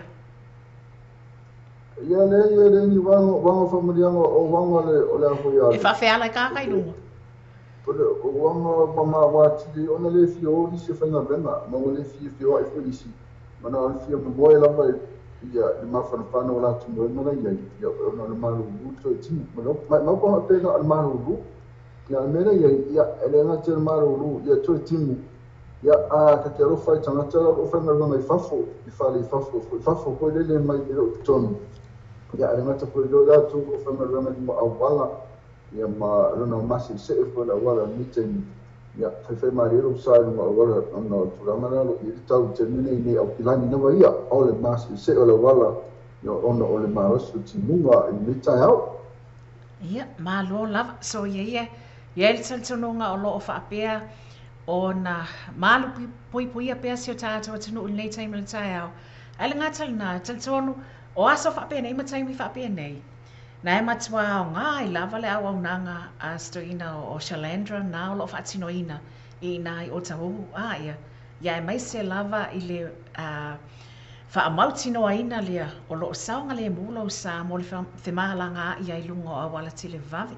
E tu atu ne ava noa, sau noa ia tu sahi o le, o sa li reporti fo i maltata wa au nangal na le censored autos, i le neita e amstangango malta vai? Ia, sau le ia, sau rama, ia tu rama nei mo pa o ta vale. Ia, me se rama te mine o matua masi se era wala, ia tau na nei pa o lu sa, ia o lela mo i tatu pa, no pa o ia o le new and used tires, a pena pia sui pa o lu sa. Ia le mawhai lawa o tele pa o ia i o e sui rau e sui pa o ka fio na wana mene mole pa o ta wala i tu tātou ala mole pa o ia tu ta o fia tu pia e se e a ta wala misi rau pe ama se e ra wala se e a ta wala ia no le mwhai lau ni tu ia ona so ai o se meo rungo ia po tu o fo ia nai mo tātou pa o ia o le ni and used tires ia pa o fo pena fo pa o fo i le leo second hand ia e fufua lava lau se leni ia o sense also limit o patala terminate ia o e lau whenga venga matua awhai te sau i e valutasi hui a road ia valutasi hui a road ia awhai te tau i sa e whafuma lima tātou wala leo sa mo leo tala abu ia po sa mo tivita lasi ia ona awhai o nai whaila wala fitness ia ona veseros futala ia vai fast futala me fai ia e toe no tos futala ia fai foi ia o le wow fitness o lo fai si me ese mai ia en fai ona fai ia en fai ona fai de we alignment la javali ia tulanga na i fai fua e la we alignment se ta no a tu le pole pe sa ia pe fai fua le we alignment ia pe le ti fo le tau pe po mai e pe do vai fai fua Ole tulanga ia tatu fata vale o stofi umalava tanga mali tai au sipa ia le tula sutasi i le po me se vala tu ia fai tatu o po me fori a fai ne fa mano sai le au atu ai mana online te mana va me do ne al no chopi ai po le ono po le fitu po le van ia e fai ele service po atu me pena ia na pikiro le stamina po sutasi ia o la tulanga ia o mai tulanga le Ini kau alu ave fota vale leau ia la fa ma vale ta vale le leau ai fai le appointment ina fiafi na le chop le ta vale si fa pena pe pikira ile o ai a jo foi fa na bena sa o le ta telefoni o le o iva rufi tuono o limon tas o iva rufi tuono o limon tas ia o le telefoni fe vai o tas o fa fitu to lima fa to o tas o fa fito lima fa to o le sime tatu fa vale no ia ile finance ma na ia vale fai e te le lau pidi fo le da fa me no sa da fa o sui pa o fa ia fai mal service ia fai mal wall fitness fai le wheel alignment o ani sime o ia a mai no le pidi pe a ma le ono se lau pe fitu se lau ia pe afi fo Ia la sa finance le I faina tongino sa e tongi I le sfuru vai aso. Le se interest. Le se interest na sfuru vai aso tongi le se interest. Me mani na le se interest le stu betu a faida o tauna I o tauna na tu tongi na I le sfuru vai aso. Le se me mani ia e takia so ses ke le ana la vola tongi tala fu. It's a dia bad credit ia pola lava poesia afe na te bad credit it's a dia lava paula wa tulanga le fai it's a dia to finance le o tangata ia ila so tula fumo ke le criminal record ia pola lava so tula fumo sa afia I por pastu tanata ko le na oi po anu me sa avia fa pipu paula wa na to le fai na ave na tadia au la to umalava e bad credit ia po leanga lo tone tala dia una to ia to la mana ese fata vale lo mtala terminate in fair video to appointment ma le video appointment la stuff I cafe na so no le au poi con video appointment terminate mo das o so la telefoni le video appointment o I pa lu fi tono o limon tas o I pa lu fi tono o limon tas ma na io tono fata vale ia tato fani si fata vale o le le o tono e tato post ma na ia le ia mai ala ai mano funo fai mata TV ia ma ngata foi lo ia nei kofe fai ela o kofe ia mata foi lo masini na ala ia mo suka laki no foi ia fai ela o snack foi le me lo funo foi fai tani termina fai lo sa ia no to era le mo non fai to piki qua ia per tu la na to report to tato sensor auto limited pesa masini wa no misia tu ta o mo mole E maua fua maua fua le sukalaki pe na le kofi e maua fua. Ia sukalaki o masini foi le ia le se me foi le maua fua e te alu ia ala. Oi we. A vele bota la pe. Pe ole a maua fua mai foi masina sukalaki la tau ia. Ina ia fai foi sina snack o le tai au e so ia nawa mana ia matanga o fia ia li boti e tu sai la o nanga le tato censored autos. Ia mai se ai o le lātou whaapitoa le nā pe o nau mai e fo le whaamama a venga. E eis taimi e whaamuta ina ai le whaamama a venga le mistangango po se whaamama a venga o lo whaatino ina i asa whai pea ai e eis taimi e whaamuta ina ai. Le whaamama a venga le e mawhai o na whasoani mai ai pe a whai wa le mawhai o na e tongi ina le tau ato e whaatino ina ai le lipe ai no lo sa le ai mfai ai ona finance la to ia le foi nei le tsongina o le pili o le fatsinoina o le ngaluenga molo sa ai na o le se interest e se me fa sai po le se fa to na fai pia e le tato familia ma le po le vano le e fa mama venga le pe le ta e alu ia se va na la po wa le me fa wa o le me la e fa wa pe le o nanga e se fulu va yaso le se tai me fa o mai fa mama venga le a mo la to ma la le sa Auckland ina yo to ina yo tara ya o fe la o sa Auckland ina yo plani ya o ne ngalo le tato sense auto limited ya o fa lo sa ia ma fa mama benga na se fulu vai asu tontoni ai ia le pidi o la sa ia ma fa le lo tava ia ma kwale le atu toa ia ona le fu o sauta manu bu e ma ne fo le fa o la tava le tai au ai me ola mo le tama ta fa na benga ia ma tama tia o ma ia po ala ba fa o fa ia ma ne le ava tava le ma kwa fa le ia ma lo tontoni la fulu vai asu tontoni ai ia fai te leo tupe le me la pole fu na tu longa pa fe te leo tupe ai mo ma tovia e le lava se le fu le te fa so ia la e fa pe mai ia fai la tava le mi se la ia con ma tu la se fu vai aso ia e ke we ka ta o ie pe fia vai aso se fu vai aso na e kipi mai le tupe le ato le mi se la vola pi alo tava le ia mo na fai no mai e ferma lo tava le ia alela tio o mal vai ma na kipi mai lo tupe yo ia o fa te ni excuse me faz mal voto o fa kali fai lai o tau fulana fai ma sei kofi o lua ma shalandra nei time tai au ali mistanga ia ale uma fai le kofi ma le afa male famo male falao ya male afepek le telemo mai tolo buka le la mo fai O ye mau fai mai po bacon. Kai maanga. ya le pekin toi pekin foi le meu pekin ya Bacon and egg. que por pai le pekin porque nena na o pai o se o se pekin foi le usa o pai na la dia mai tonu le fa mo male pekin Ia le leila atilen tau bacon te main ma tau bacon man mako eggs fam mole a. ia altura mana e tatu ni potina e a tau fa mana tatu no tatu tunu tatu sa o limit o tala e van tastu hu yo road ia le tala sistemi e po tile no pena fai usar per titi ia le fai no fai ia male tura mana ia ke fai no fai o bio alain a mo pa o to mo fire ia pa o second pa o fo en pai fo na ske ni la ta vale preisi ni fa le tonu le afi ia ele na to fo le me tau electricals me tau fai un fa le tonu me tau kisi pai fo na fai di mai le tatu telefoni o i ba no fitone o limon tas o i ba no fitone o limon tas e fai se appointment o sa steno no ama tua ta o ye sa fa fo ma limon tas o la leo no come ti ale alo ese le se fu ta la le waf o le one fitness ia ma tua fai fo o ala ni ta fai ese mena na mai no ta vale fai e ma tanto finance na fu ya so ton ni le interest e fa sta lo ma tanga no mo ni tele nei tai out to fero este no lumo man tu as kuma go nei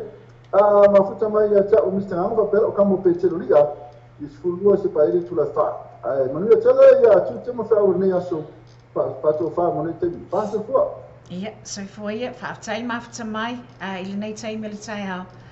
Ia, le ngatal nā, whaatai tele lava, isi ta atua tunu le mawhata mai ili nei tei militai hao. Whata alofa atuai pēr whail nā, whata e maua mai, ia whaasalangal tāta wala leo nei, awane ngalo, le awa nangal nā pei o nā mawhata mai ai, ia mistangangos tatu suil tāta wala leo, ia mai se foi, o le sunga ia Shalandra, a le Censored Autos I nai le Valutasi Huia Road I nai Otahoho. Ia, lea lau se e mai titono ia le sā o le sunga ia Ted Stanley stasi neo bese. Whai mai, awe ta awale, ioi. Wa makawaki, wa masa e se ele awala. Taitua nā, Patalo fatua le nei militai au le ngata meita li fesolai. Ia, ai le ngata fo ilea, toi fatalo fatiu so ia Eleni se Helens. Papena foi ona fatalo fatuai ia sio tungane ia niko ngango ia le ngata ilea o ilato o malaval na fatu ama ua mai le tato por kalami le nei taiao malo lava le soi fo manuia te patau lai tangata ua tumutumu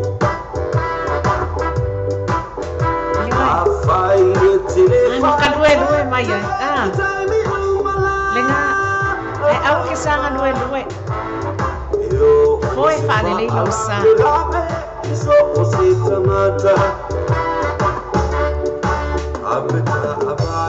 A very good morning and pleasant morning to my sister Rita Forti Antilea. Ma lora ma fata mai talo fausto. Pesel nei taina whaapitoa tu lava, mo o tau o maro mawhita mai le nei taina. Mana ia tele whaiva ma kua whuanga, o loo whea ngai e le nei aso. Maua o e leo leo sia ki sa o I le sela. Aveta avale, aua le sona fiti vale.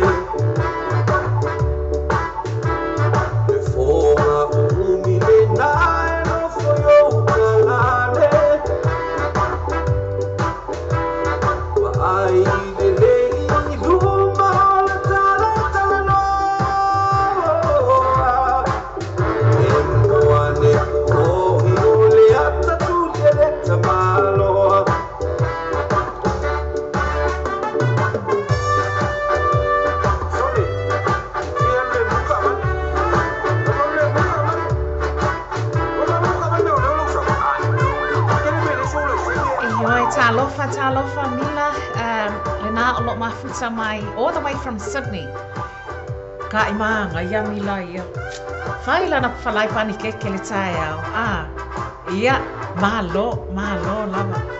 Tutono le tau singa lava le tae au. Breakfast is one of the most important meals of the day. Ia. Ia, malo. Whaaftai mafuta mai le ngata le na. Avatu ele fa malo mal fatalo fal tato por kalame. Yeah, sunga ya DJ Big Ace.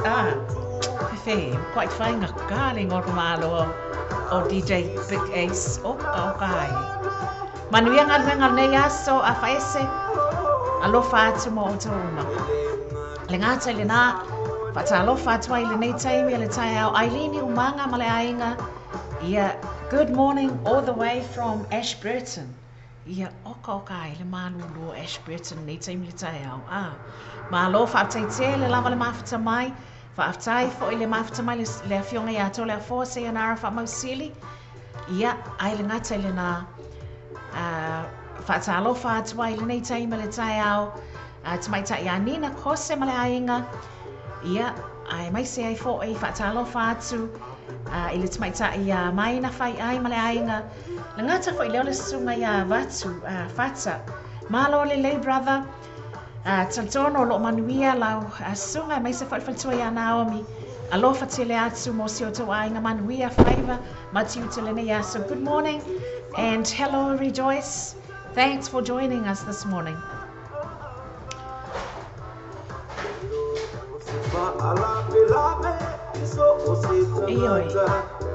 Sa o le leile whautuanga mai le whionga ia po le sunga pia Ted Stanley. Tātua nā ia tūlanga pia na lapa tai mai ai. Ia, e mai se lava tūlanga, mā se e lava lunga o le awala i le nei taime le tai au. Alofa tele mo o tō uma, manu ia fuafuanga o lo whengai masi o tātua atunu i le nei asu.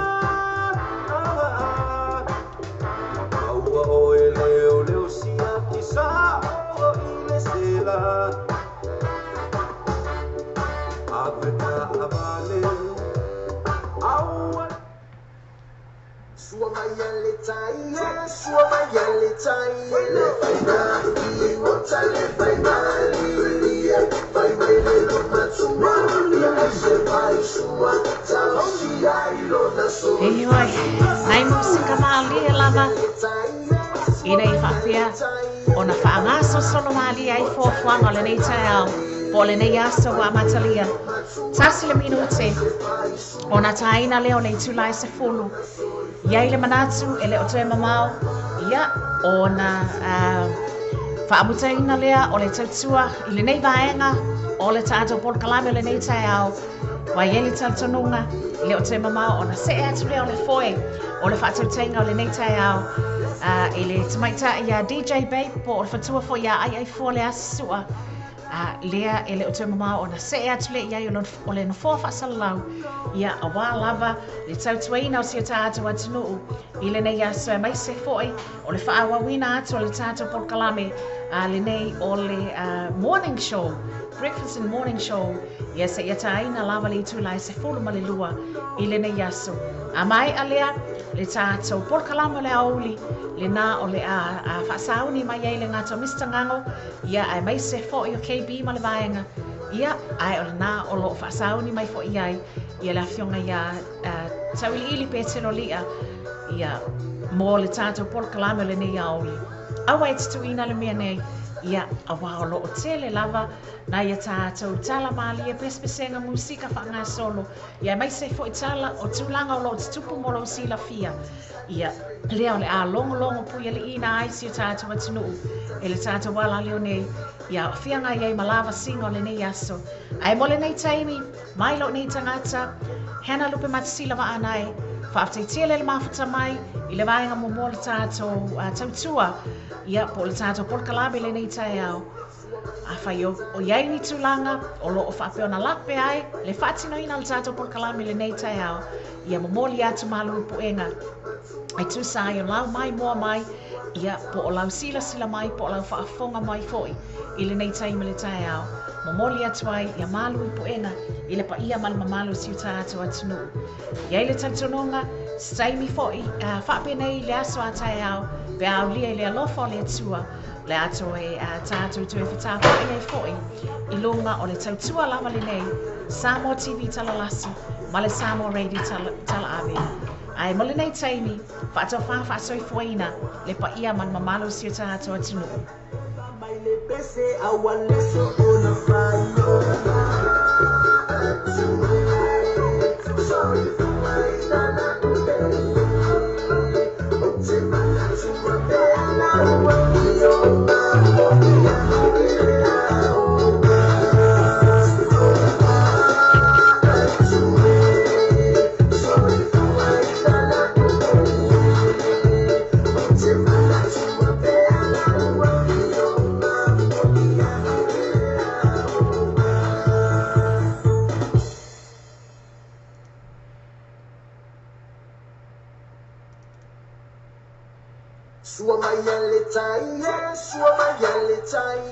Malo whaatetia le lava mawhata mai nei tai mali tai au.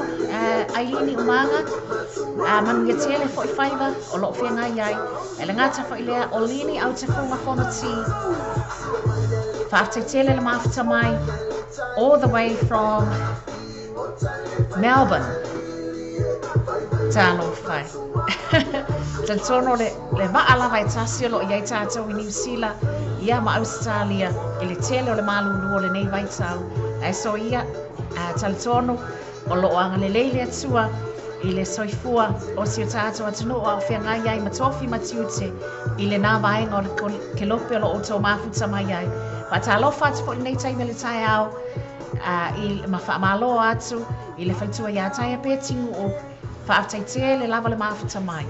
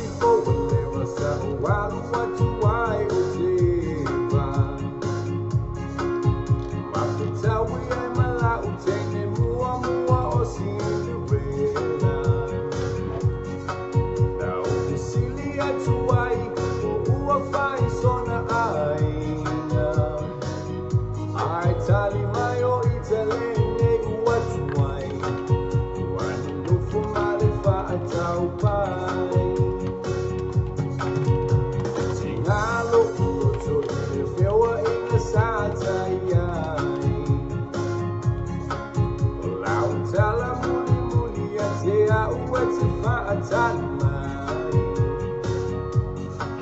Na e fusi mau au maloi matana malingi whaamai.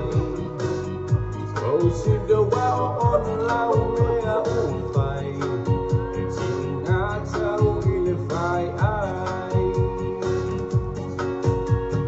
Cinderella always make me cry. Cinderella always tell me lies.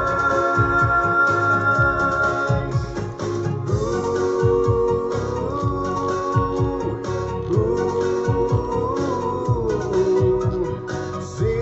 Cinderella, walu vai me whaatau pai.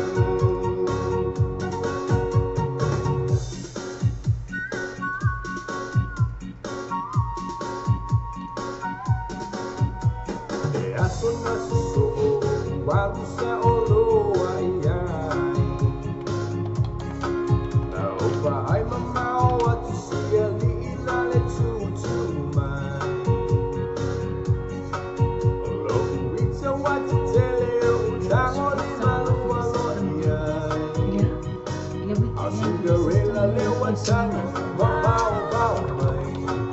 Ai uma Ai mo sa va mo te ka fa fa ia so so mo te sima.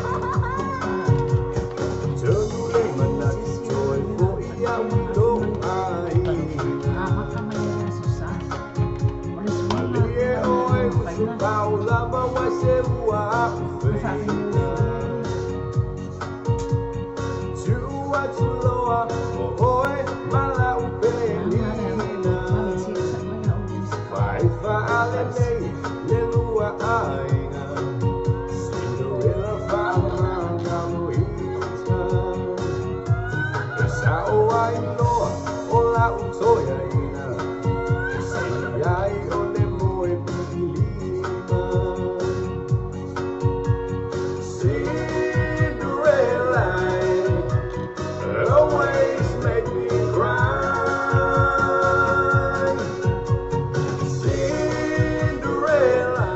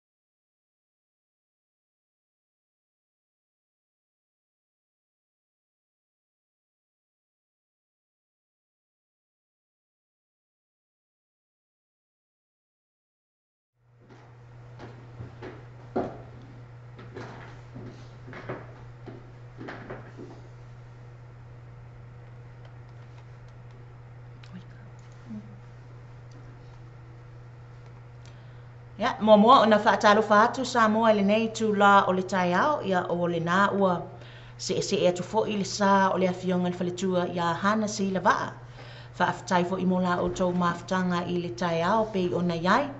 Ia e moa lava ona si i le vi inga ma le whaafitai i le tapa au sili i le langi i la napule whaasoifua. Ia ua mawhai ai fo i ona tātou toi au lia mai le nei a tai au.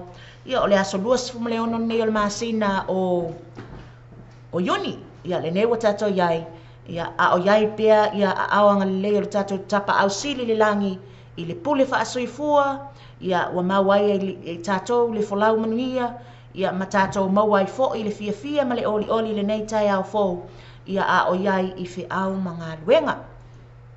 Ia, si i le whaafitai le atua, ia o te iloa o le nā ua, e pa mai i tātou i tutono whalewhai ngā luenga, ia nai tina fo i matama mātutua, ia ai mese fo i le nafatausi, ma le ngā luenga whai pēa a susunga ia lii ma whaafeangainga, ia o tai o e kāle sia, ia o whea lava o whaafalele maluai a wā le tausinga o o le lafu mamoe le atua ia ma le sa ilia fo i o nisi mo le atua ma lona fina ngalo. Ia o te whaatalofa whaapitoa toi fo ia i latou uma o loo whaapea o na iai titono o maota o ngase ngase ia i le taulia o le fala ia ma le aplusia o tau whanga ia ona o le iai i mai o le tino nei. Ia awane ingalo o loo iai pea i tālu sanga o le atua soifua o loo tātou tapua i iai o ia na te au mai le soifua mle ola e toi whaafo isia le malosi ia te oe ia a o whaapea o na iai i tonu o le nei o langa i le tu mau o tātou iai a ea. Ia e tātou whaafeiloa i atu i le pese lea o saunia mai e le afionga le whaletua ia Annie Grace ia loi mata o le fia i le nei tai au fo a ea.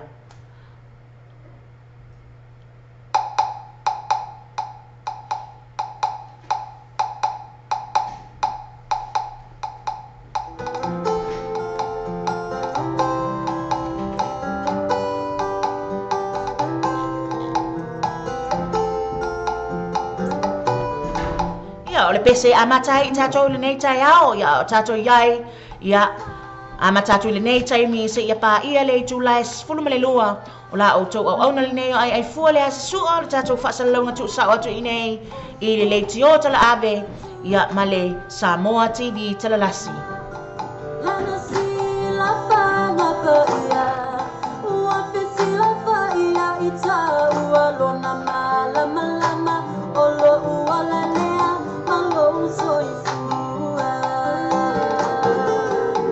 Le tapa ua i la langi ua le whakitu manu ia tasi, le toto le tama i mangoe, e tongi o laina ia uma oe, lona toe tu manu malo, o se tala wha solo pito, tula i mai a tato mua ia mawhasa o.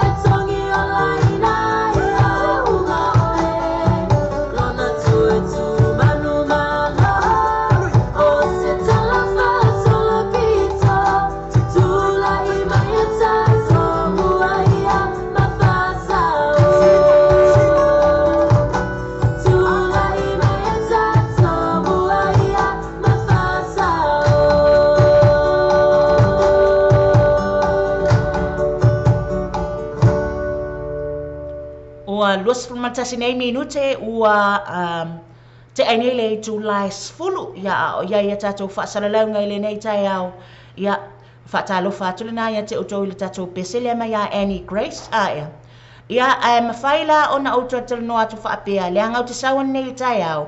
Ua matua I faisi mamafa o te imunga le tai au. Ale o te whaaftai le atua o lea ua wa ai atu.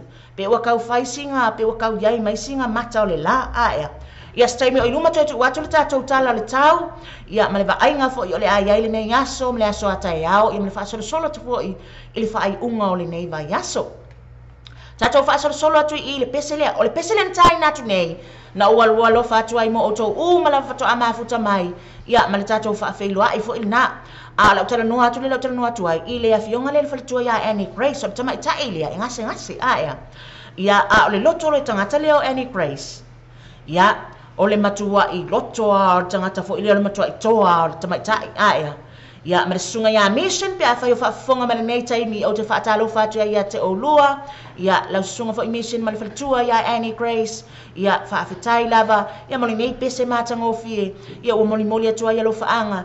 Ia mwhaapea fo I ona whaatalo fatu le mamalu lau tele o Samoa. Ua mawhai ona whaafonga mai.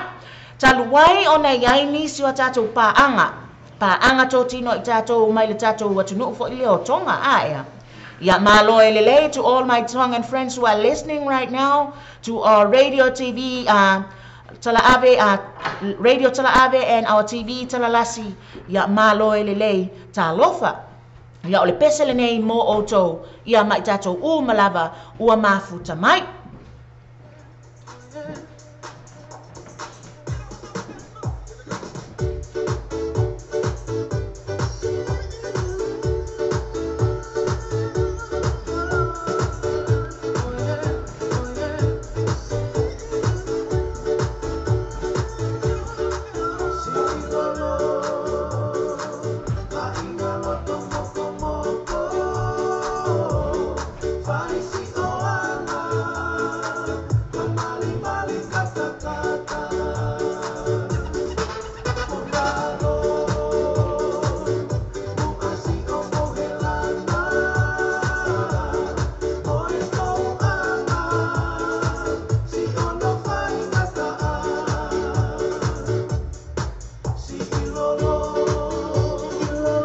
Whaatalo whatuai I le fionga ia Elenisi Hollins, Telesia Shaw, ma vaenga fili, ma lava alo niu, ita asiata vaoliko, tala lelei afualo, ana tele pasifisolai afuvai, Elina Feangango, whaafitai lava le mafuta mai.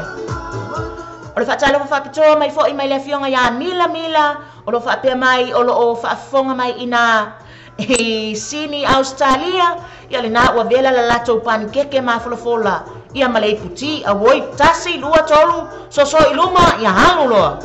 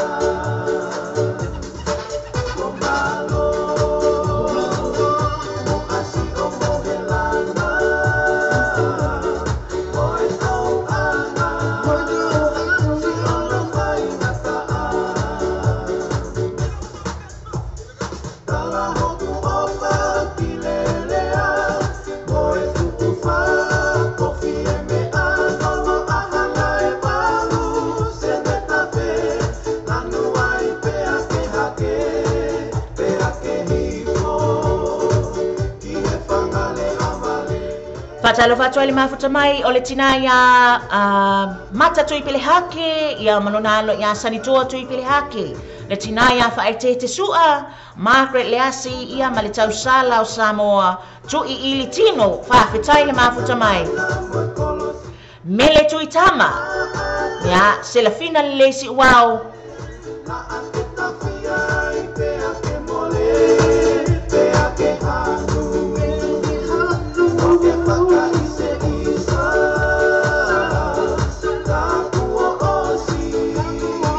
Tabita na tano fa afetai le mafuta mai.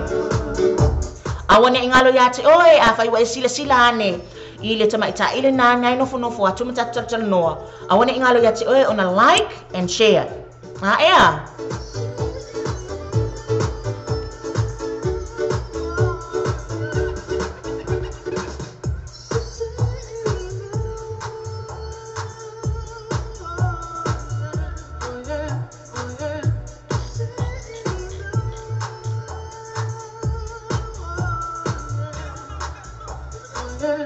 Le nei taimi o te abatoi fo I le fautuanga fo ia te tatou uma o lo fa pea ona avela tatou ta vale aia. O le tai au nei sa o sa wai. Se anga lava le me ka o le fa ki nga hero ka kale luma o le ta vale e te fa longo te oi. Ele te tusa uma tangata aia. Ia manatua ele tu lia lo tatou sa o ilunga o awala tele vave. Ia e loa le vaenga e te sila fia e te saunga le muai.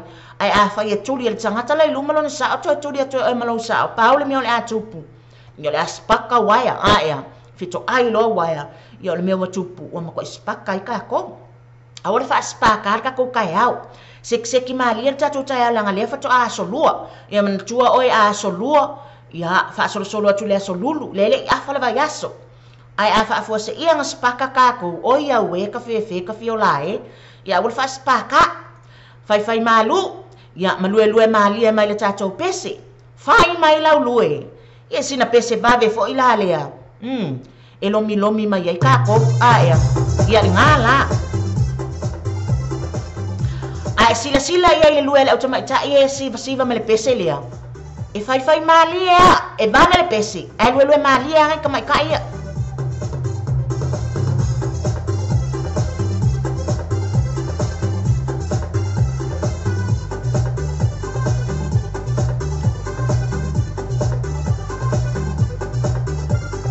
Fatalo fatu ia ilato uma o sila ni le tato YouTube, tato Facebook Live, ia po le tato whaafonga mai fo i le tato Simple Radio, po o lunga le tato website whaafutai lava.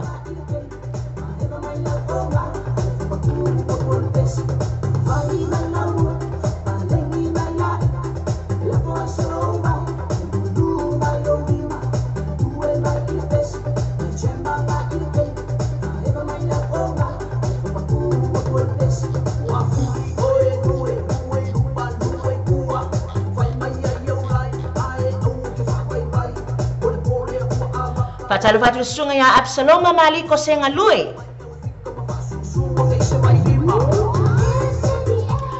Fai wa mulo loto fai tanga le pese aya. Ele aya se pule mai.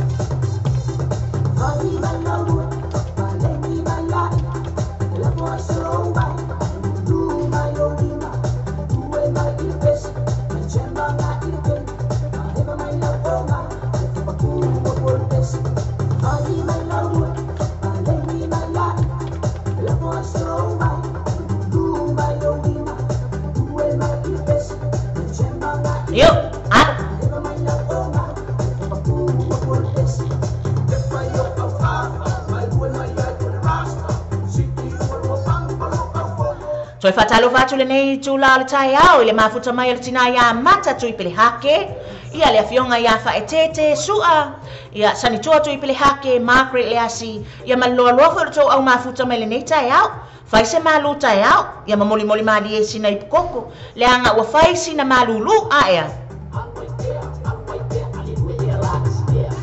lui ia manga ia fa nga mai le pese le na a ea Le afionga ia Juliana malai imi whaafitai le mafuta mai. All the way from Brisbane. Oh, your way.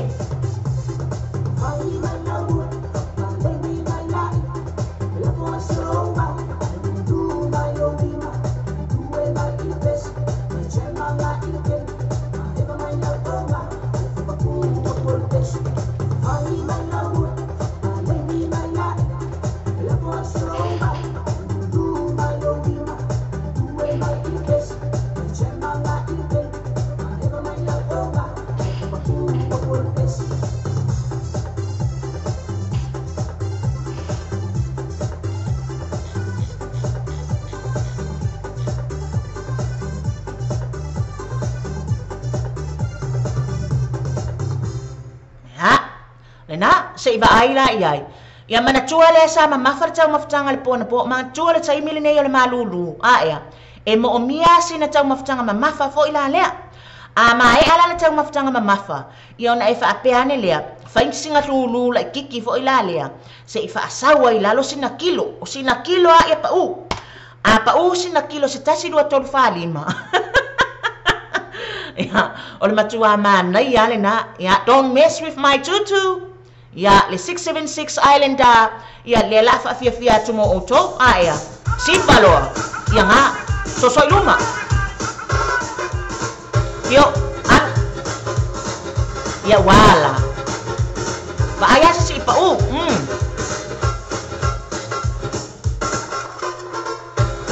lue se ko penga mai la malau te kam fo ngale le pe ai lawa ya wangalo lau saya soala waleba.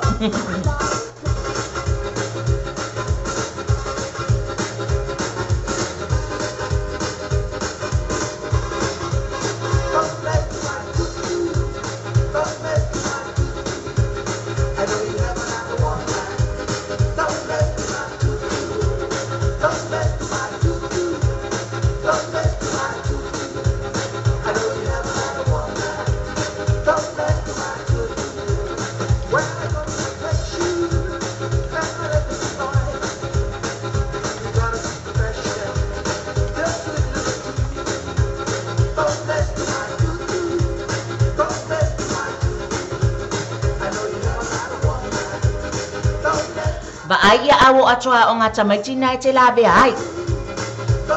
Ma le pito le fala li ingai luma le sitting room. Ia.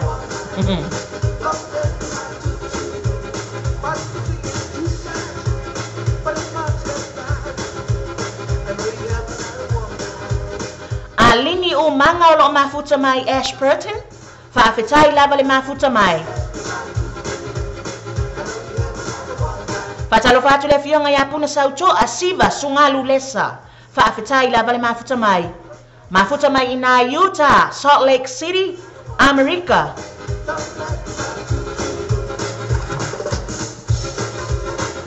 Ya fo boka fia kuwa angale ya lal programa le wo yunga fia ku ia kanga ya.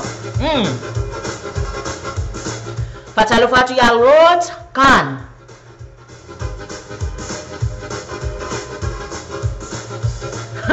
Patalo fatu ai ile fionga ya papa ia fanga mai fiu fa pea ona mafuta mai fa fetai lava. Ya, lue ya. Lue.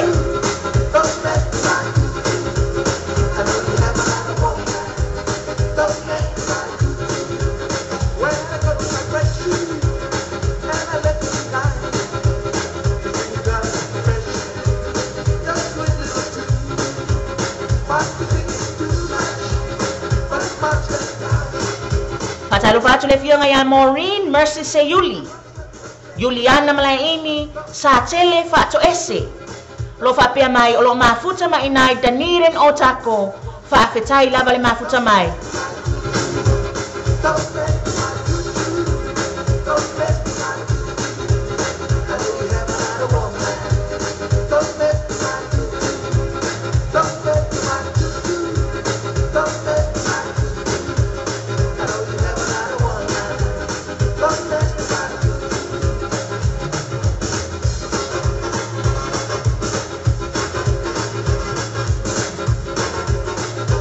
Ya, siba.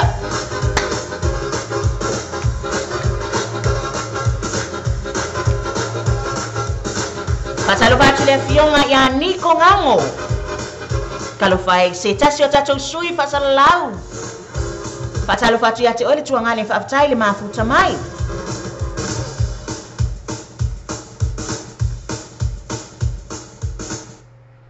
Yo so tuangane la le ia niko ngango. E tai au na fatalo fa mai fa me wa vela la na koko alaisa o ia we a faila la to moli tai au ni koko alaisa o le makwa ka fas ku we au le kwa inga malu tai au fo aya ma to fo ila ia le na faila moli me le alaisa fa popo fo ila le aya ia ai tau sami la le moli me le fuamo o ka fo ila mane ia na tu ainga malu tai au aya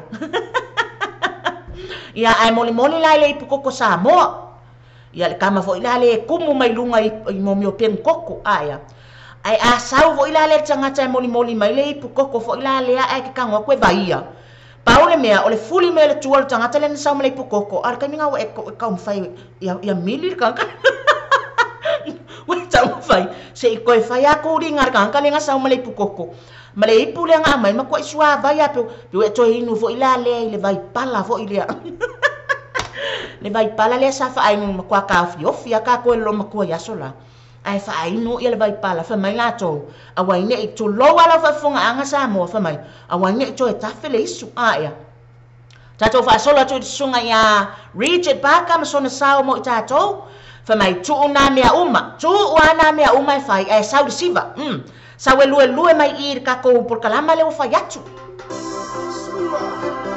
se fala mai oh meu pai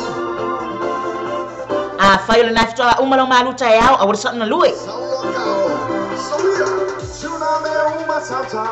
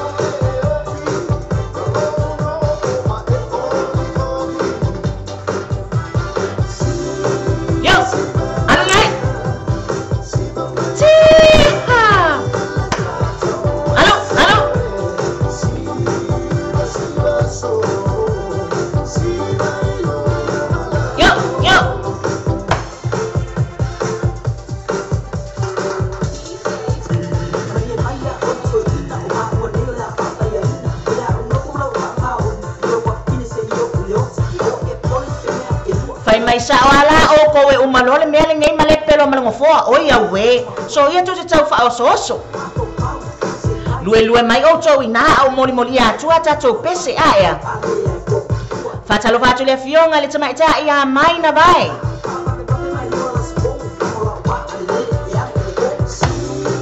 yo tango yai tango li malua yai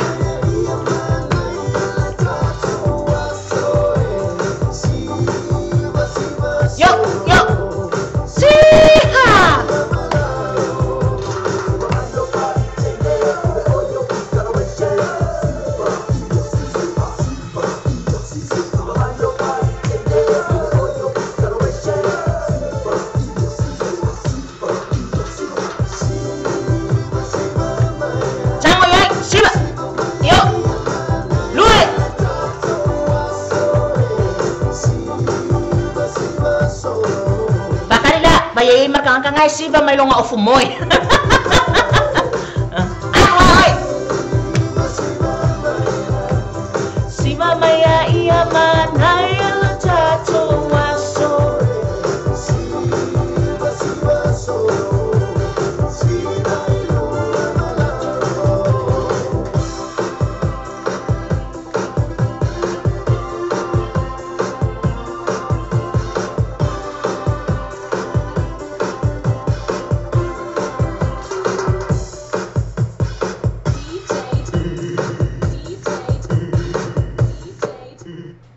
Patalvatu de tamai ta ya sinara sela tamali.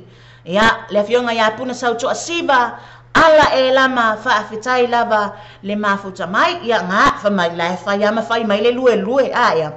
Ya o hane tu o ina me mana na ya. O me le na ma le mana ya aya mana tua. O ina ya ma to ina America o le nai fa sina vela le tau. A o inela le o te matua i fa ama losi atu ya te o tone ine New Zealand. O fe lava me o e fa fonga mai ai. Ya whaangama le tatou musika lea lue mai ai aya le anga le whaisina malulu mana tua fo ia sanga whaapuua e te langona alo maalili aya whai mai kanga kau whaalusi fo i lele ngai waua fo i e makwami ngoi ele tino ia le na umo o mia le umo o mia le mawhanawhana mea uma pea e lue aya so o atua tatou pese vave ia e matua i whai mai e iau fika aya kako lomi kako fa solo aku le lomi pe ama ise lomi le nei tai au ia wala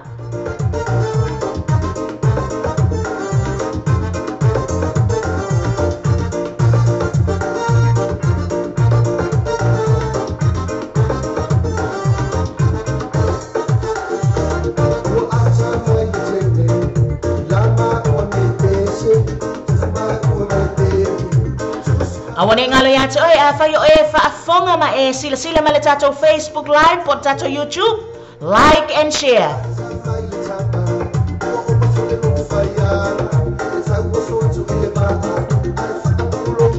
ya nga wo ko e fa ka kingo ma ya le fionga ya ba yo leti nominata yo awan lava ne tupu sa fa lave pe alue ya ya talo fa tu le fionga ba yo leti nominata lomi kangwang ya ye lomi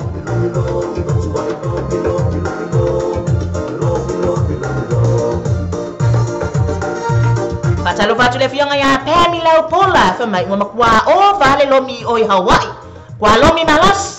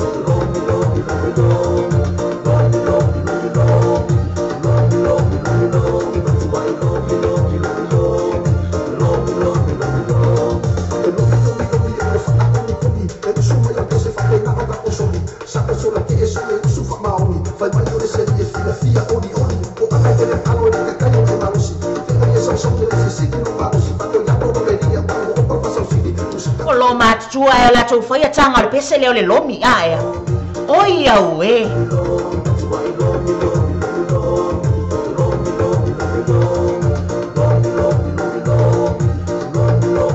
patalo batu le fionga ya sinara sela tomali fa afitai la vale mafuta mai ya lomi le tua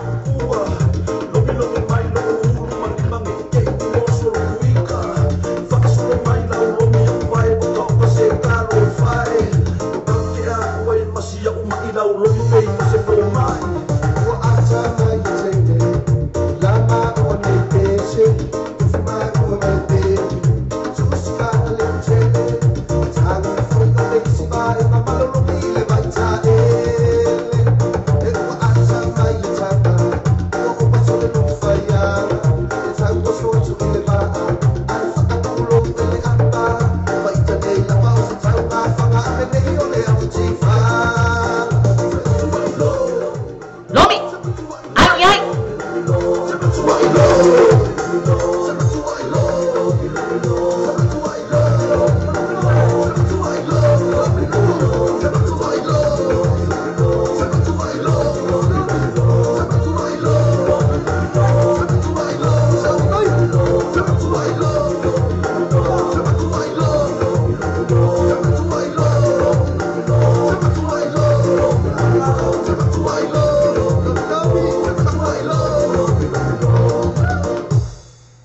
Ia wa. O le pese lea la uta watu e te oi. Fai. O le pese lea e si vai lo mātutua ma le tupulanga Samoa. O kai. Ma kua i le ai ma se vai pangoa e ka ofi e ki ka ofi o vaengai. E o le atoa. A o pese foi nei le whaonga i na e Samoa. E fai e la tou. E fai e la tou whamarusino. Se whamaruskingo na vaenga lai o ia tatou E manatua i asi o tatou atu no pele i Samoa i vaenga nei. Se i lomi mai la kupulanga le pese lea wai ka fiola e. O matua si sina ola le afu. Tu lou lau whaafunga anga Samoa. Ai kei loa, o le mea la lae, te sila fia, o le mea la lae malolosi ai. Malolosi ai aso umalava langa lae alu le afu. Ia, e le ngata o fe ao mga luenga, ia, ho fo i de taimi e whaatulanga ina ia, nuu mafio anga vaenga ia, i wha amalostino. Le anga o porkalame ia le wa ave i tua, i nuu i tua. Whaalu wha amalostino, ia maua ai le malose tangata. E le ku mama ai ngā le vaenga le ale mea le tupu. Nga umang wha amaloskingo. Ai le wa nga umma sau male malu tai ole mole le esi male popo le se malu kai a vol pio tatou ye nei ko sai umma nga lusi ko le kasi kilo ai ko fa popo le 2 kilo le ainga le la le la tau mafa tatou fa solo tu i sina pese lea mai i le pe a Samoa ya ko lue yo ya wa ai ya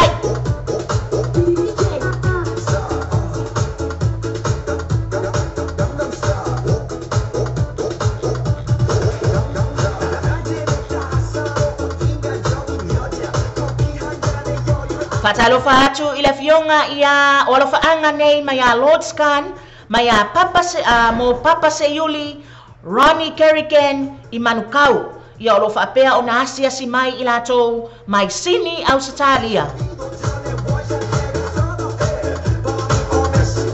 Ioi isa ole leila masina akuai mai ale maluta yao Loni ia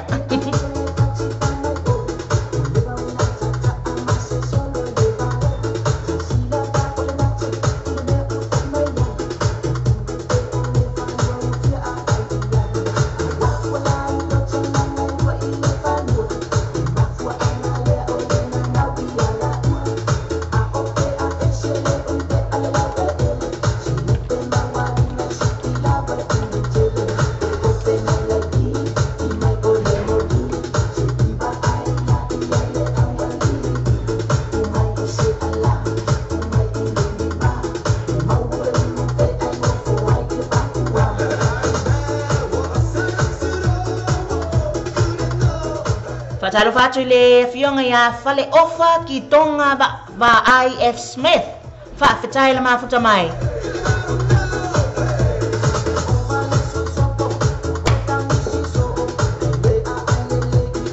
Fatalo fatu le fionga ya fatali au lualo mafuta mai inai Tacoma America Telesia Animo na pay Talofa from Oahu Hawaii fa fetai lava le mafuta mai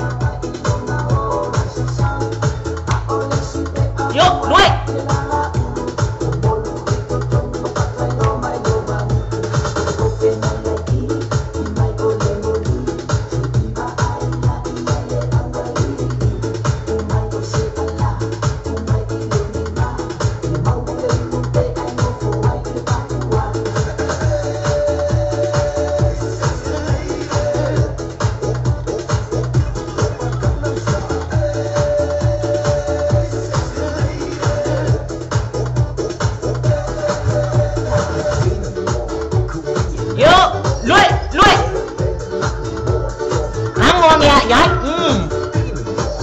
Patalo fatule fionga ya Frida leo ta fale mafuta mai i Utah ngalo Mike vai fale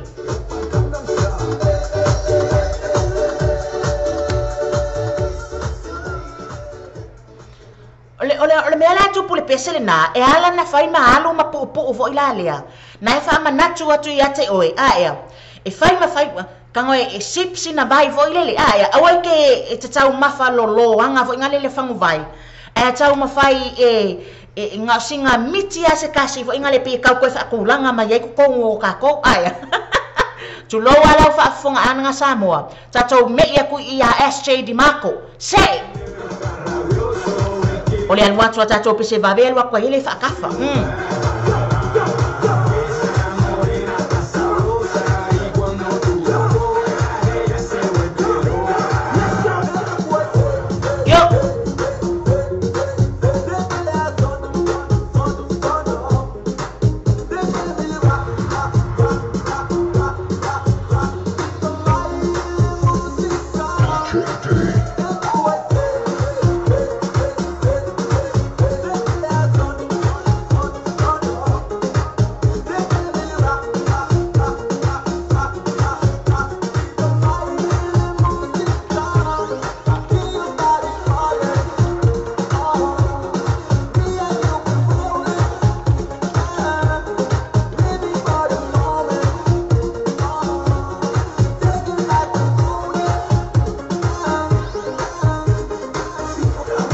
Patalofa toi le tuangane ya SJ Dimarco, mafuta mai le nei aso.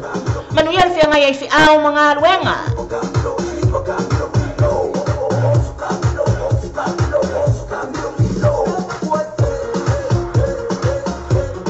Ia manuia la ber fianga ia mga luenga la fianga Violetti ton no mineta. Ia manuia le toi fo ia tu fi au mga luenga pe afai ua toi uma le simoko a e akalo fai. Patalo fatu le afionga ya fati nga a him.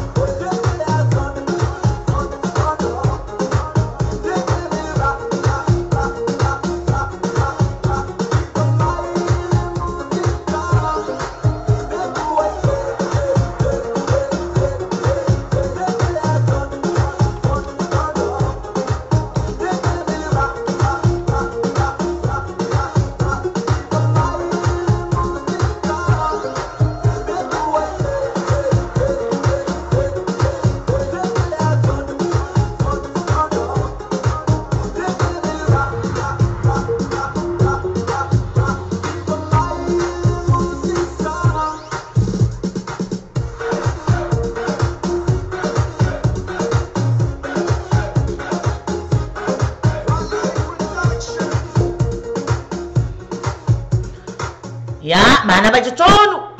Tao. Ya, mana ba may fafo? Ya, fatalo fato fo il Facebook user. Ya. Wo mai kanga ka wala ngila ko swafa fa mo. Fa yo nete sume le so swafa. Ya. Fatalo fato le fiong le Facebook user. Fa fetai la vale mafuta mai. Ya, fa fetai fo imfa mai. Mana gele sei, ya le sei. Ka ilo ai sei. Ya. Olo mo moli melo fa angale fiong ya Lloyd's kan.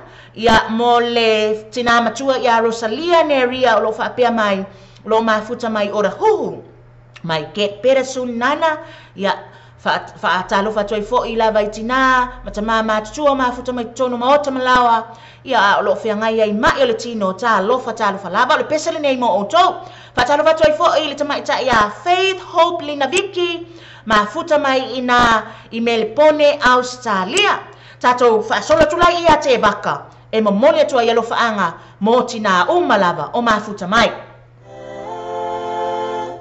ia lue angelo kas dua kolu waso io tamure mai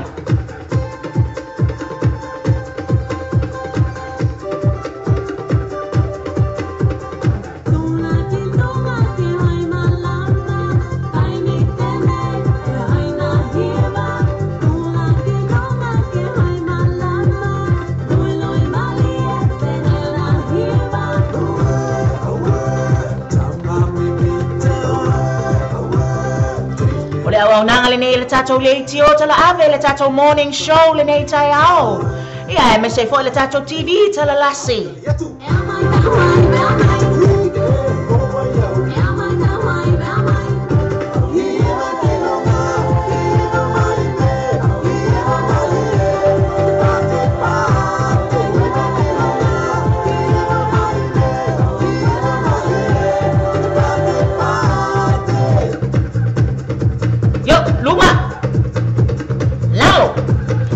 Autafa, Sonu.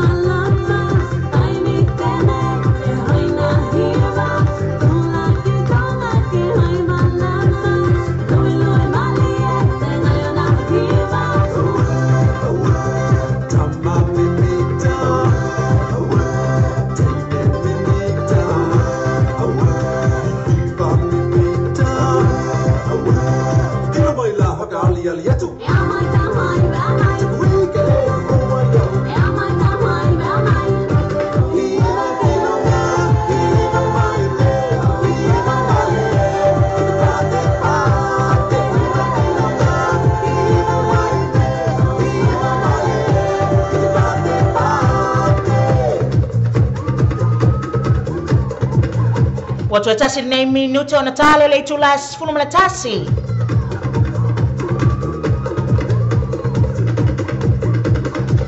Afa le tulas funu manatasi o natu inatu leo tato fasa launga.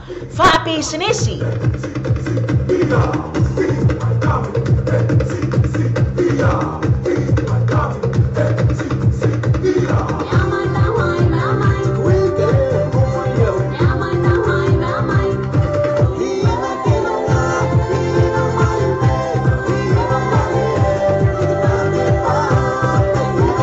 Watato noi foi malei tu lai fai le afiafi inai Amerika I Tacoma aya fa fetai laba.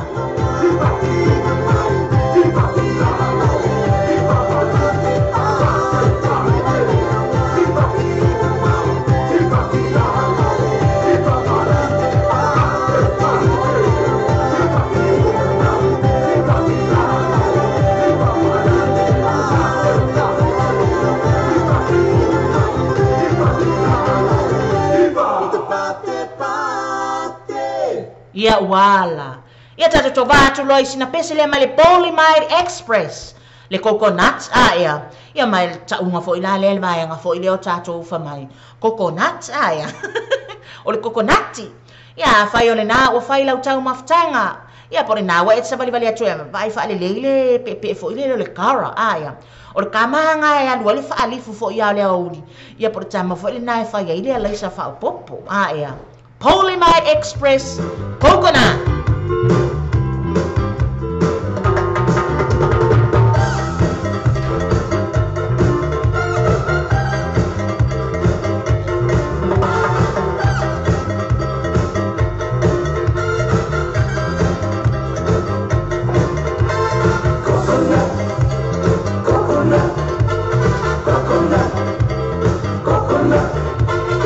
Olo faanga nei mai le fionga ya telesia ani moana pay.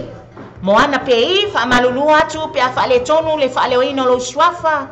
E alofa tu yona ainga mai pata fa le la tai I Samoa. Alo faanga isi na tina ya alo le la malala pay.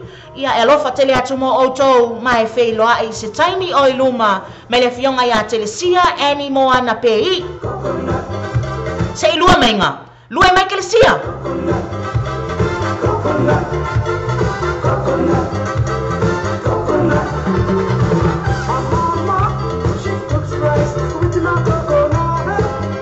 Afa le tula sumata sentu inatu le leva noa. Moli mai yo pese moli manao.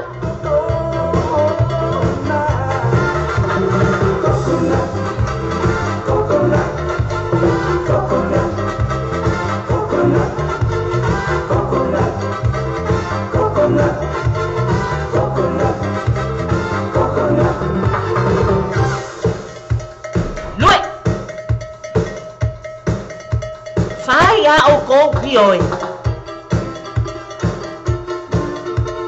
se angale ai ar ka kale ka fia o ko I ia o le mafo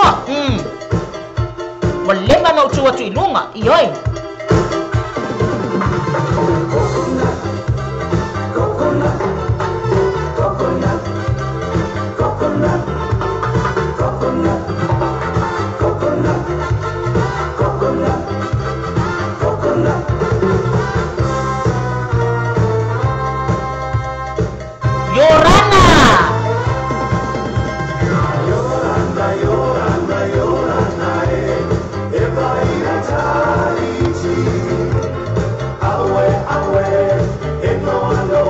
fionga ya puna sau tolo fa pe mai watale July 5 ina Utah, Salt Lake City.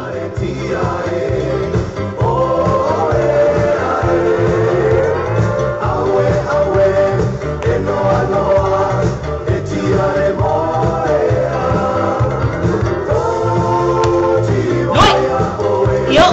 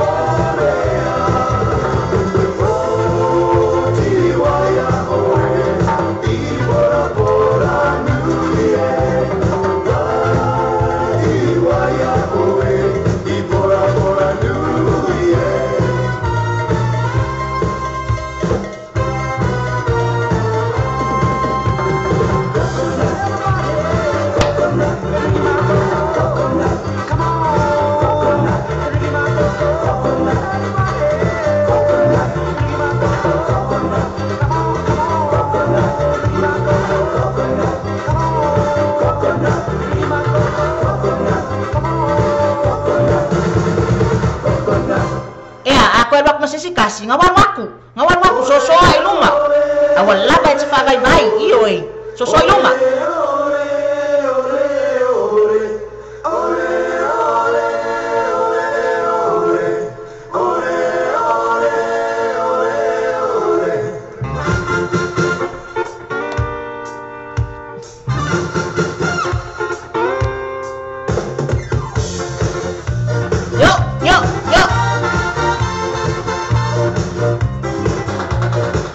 Nai mafuta mai Amerika. Fai masoso atu ituel o nga umule ile kuka na sa yai lunga ea. Mai imu. Patalu patu ele fionga ya tu putala fiu. Le sunga ya kopo ya malilolo le ai ngai Hamilton. Le fionga ya tu le forsa yunara fa mau sili fala se tasi o tatu sui fa salalau. Fa feta itele le mafuta mai. I can't resist.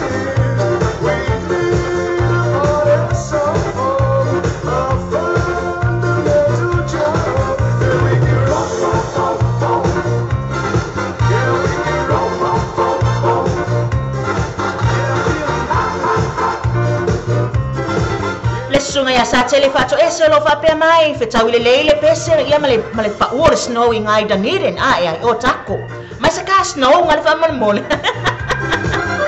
fa fe tai la male mafuta mai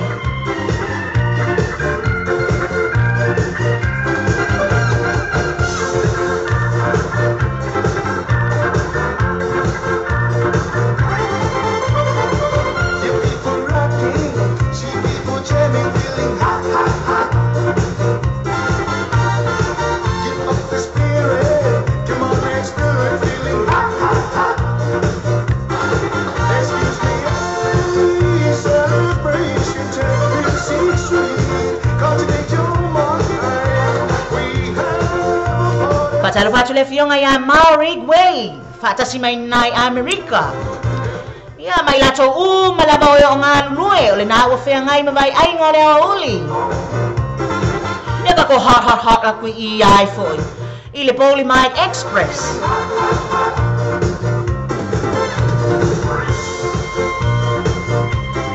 ole ngofanya ile ka fia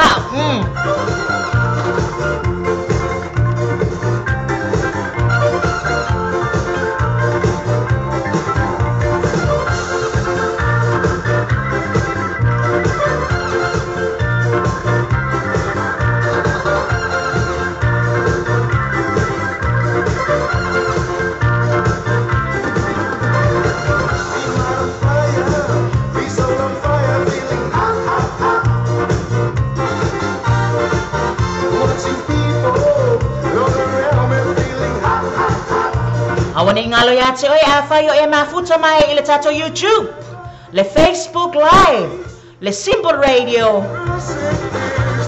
A whai o le nai ma whai o na AC le sila, ma AC basiba. Like and share.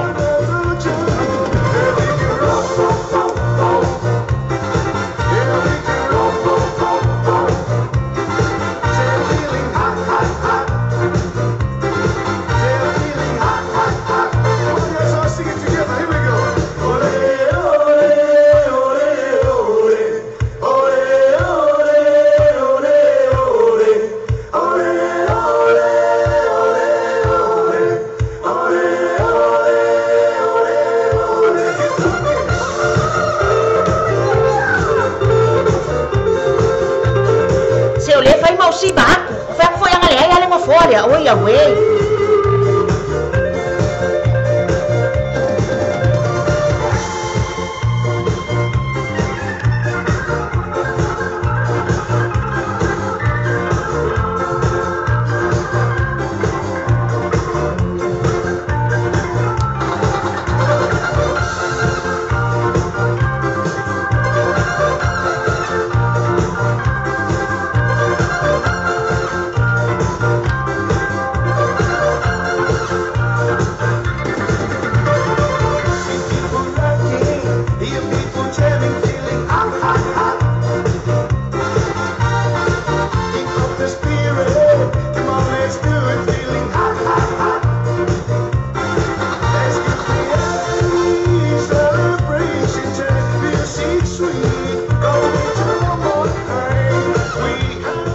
Lo fa peo na mori mai lo fa anga le fionga ya sayonara fa mausili.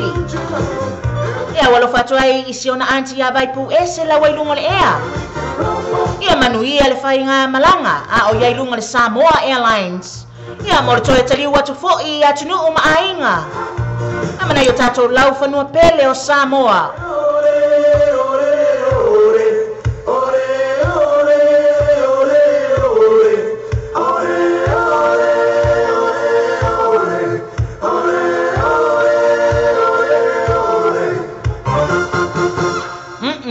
Wala ia le fionga ya fatali o walo fa mai o pese ne lo tausi atu ai tan la to tai au le nei wo fia o so ya longa fia e lungo se la la to uma tina ma tu o fa pe ona mafuta mai le nei aso I tu tono mo ta malawa o lo fai le nga luenga fo ila le o le no fo tapuai a wa le malosi le nu le fia ngai mga luenga fa ta lofa lava le la ka so akwa ka ko pese ya mele Polyamide Express ke le o lopo e to mana tuole pese fo ila le sampa a oi yangale ka ko sampa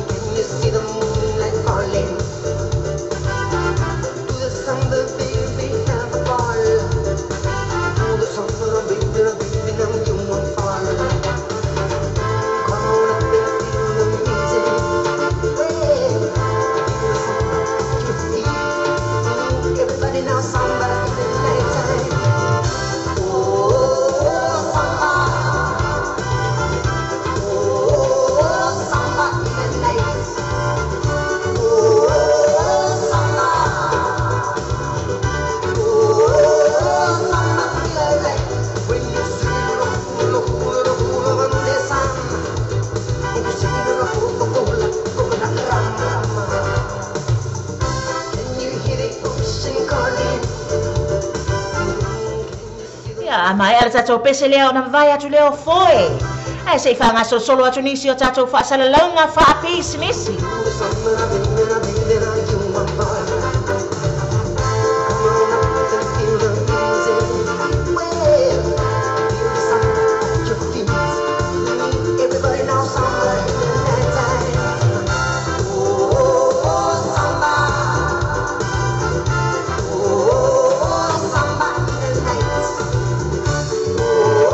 sungai a Daniel Ray Costello. Mana chuar chamal nai sa mai oi fiti aya. Ia foi inisio la o peso lo la fa peo na la usuina fa tasim sungai a Isaac Pula.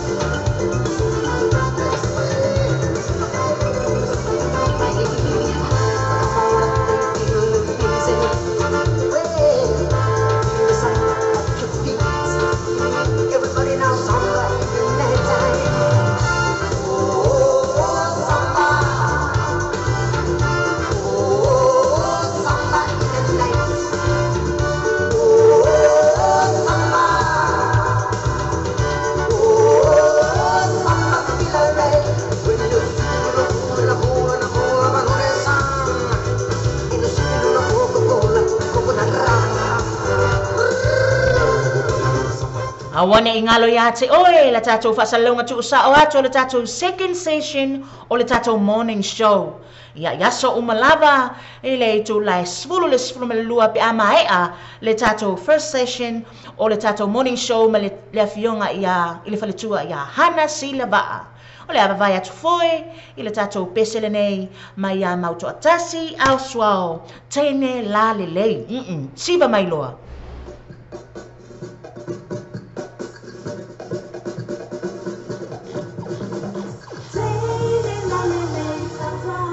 Fatalu fatu le fionga ya si vai maunga. Siu tau la papa.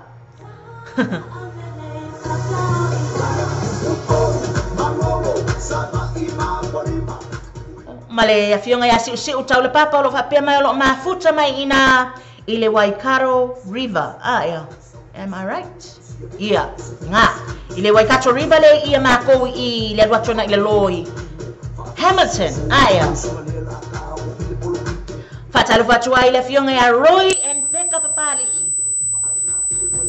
Se taimi tu ina atu lau pese siu tau la papa. Si beba inga walesi.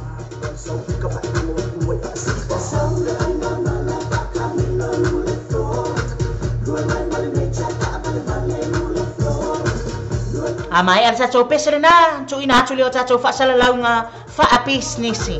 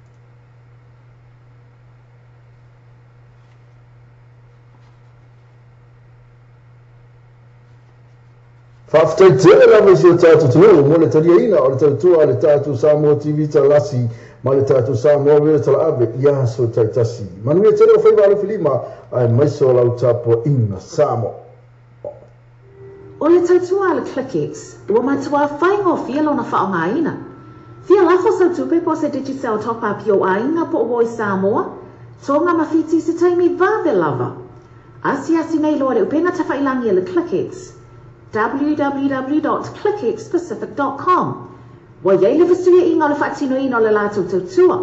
Ma whai nei ona e transfer sa o mai lava lau tupe o fia la foina. Mai lau tupe inunga le internet banking a lau whale tupe. Mai so se vaenga o New Zealand, Australia po Peritania, o lo e lalai, o Amerika lo whaata pena le whaatino ina i lea tu langa i le taimi nei. Na o le tolu ta la le tau e la foina i lau tupe. Numero so ta e monisi whaamtalanga, o le oval selau 55 toluiva, oval selau 55 toluiva, be asiasi nei loa le ClickX, www.clickxpacific.com. O Samoa lo pe tu mo Samoa lo pe I shop wa lango lango malosi de tato ko kala me o le taia o le breakfast my morning show mai le ono se pa ele tu la se fulu lua I aso uma mai le aso fu se pa ia le aso tonai mana to lo ona e se se foi le tato website ma e se sua ina le tato Samoa lo pe I tu ia ma e fa tawa lo ma sa pese ina o fa tawa lo pese ina ia le ngata ile o lango malosi foi na le tato Samoa lo pe I tu le ngata foi le o le breakfast my morning show o le tatu Samoa radio tala ave alo fa Samoa show atu no pele o le tautu ala wala leo radio tala ave o fati nei ile fitu aso vai aso rosu fatu la aso fa fonga e pesa longa al radio tala ave lungo an fa so ta inga live stream o le www.lopaytvradionews.com fa fonga I musika su floi musika fa ono po nei tala po o le paulo moa pesa fa nga nu mo fo il pauna atta fa le Tues Sasani loa I le live stream ma le radio tala ave www.lopaytvradionews.com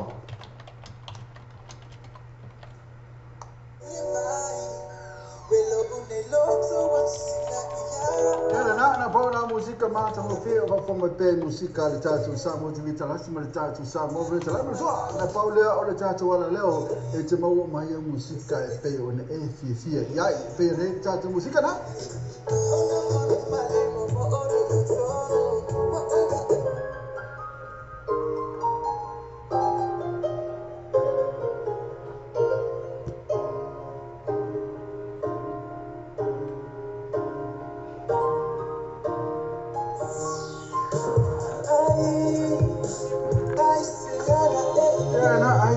na ene iwe mai tasi foi na pesolo e fa fonga e tatu ala leo mo tua o ni ngalo tune in mai pe le tatu ala leo Lopay TV radionews.com ile ma le aso me le aso lu su fa tu la fitu aso o le fa aso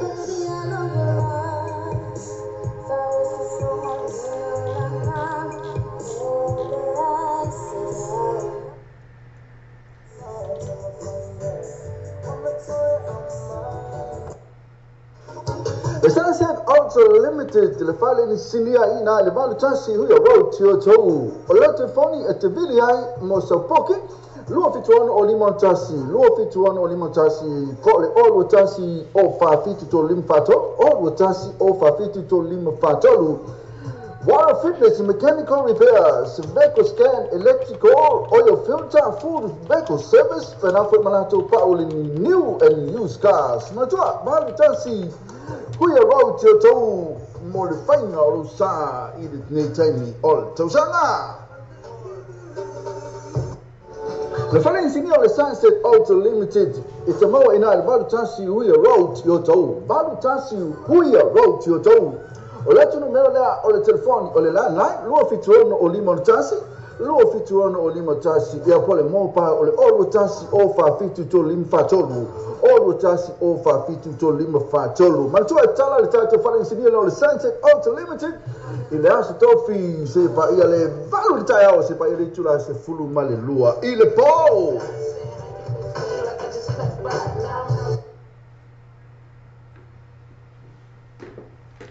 Ya, whawhatai lava o le nā ua mai atu nisi o tātou whaasala launga whaapi sinisi fōi. I le nei fo I tai au, ia awa ale ai nai whaasalaunga wha pisinisi na, ia le mawhai fo I ona tātou wheilua, ia ma e sila mai fo I o avatu nisi o tātou whaasalaunga I le nei tai au. Ia tātou se atu lai I se I vavai atu foe I le pese lea mai le RSA band langa leo o vai kua kaupungi kia mai le la wa kau le ai a se vaenga e wa punitia mai le la e ao e faale le le aso e mana ya le aso le ali ia o tau punitia mai I ao le langi a ea punitia o mai lo whanoa Fatalo fatu ya jo a pete. Talo fanana ma lo la versoi fole nei tai au.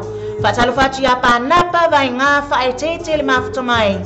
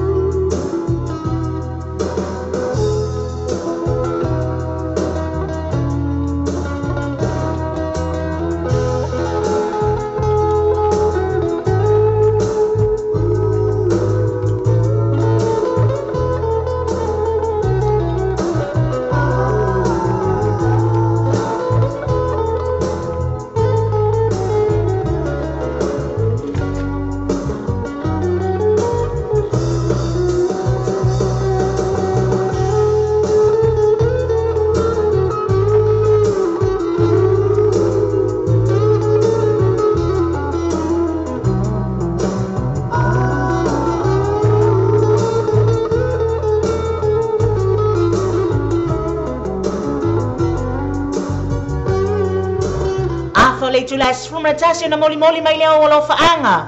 Ia ma moli mai fo isau pese moli manao.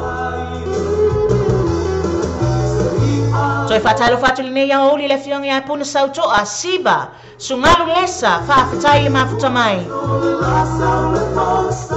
Awane ngalo ya te oe like and share.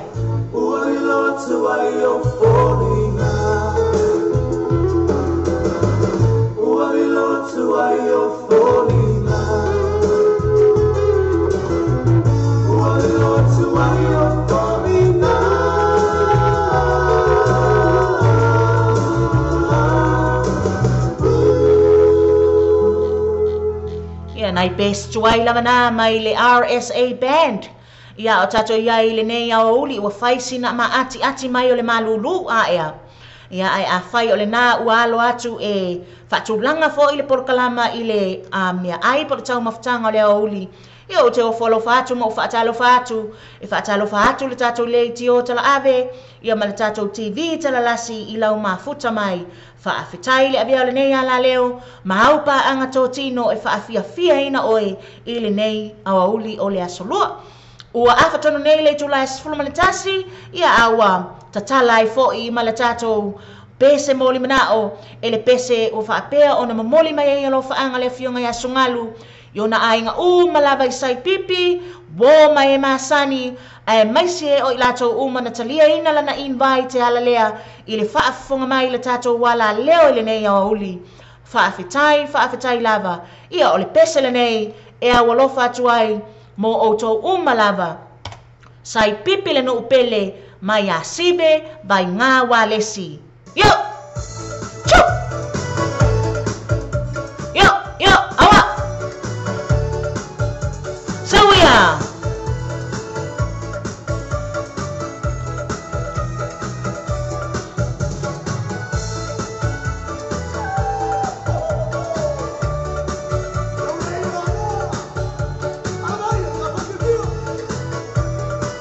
Ya, moe ane la wafionga le tau sala.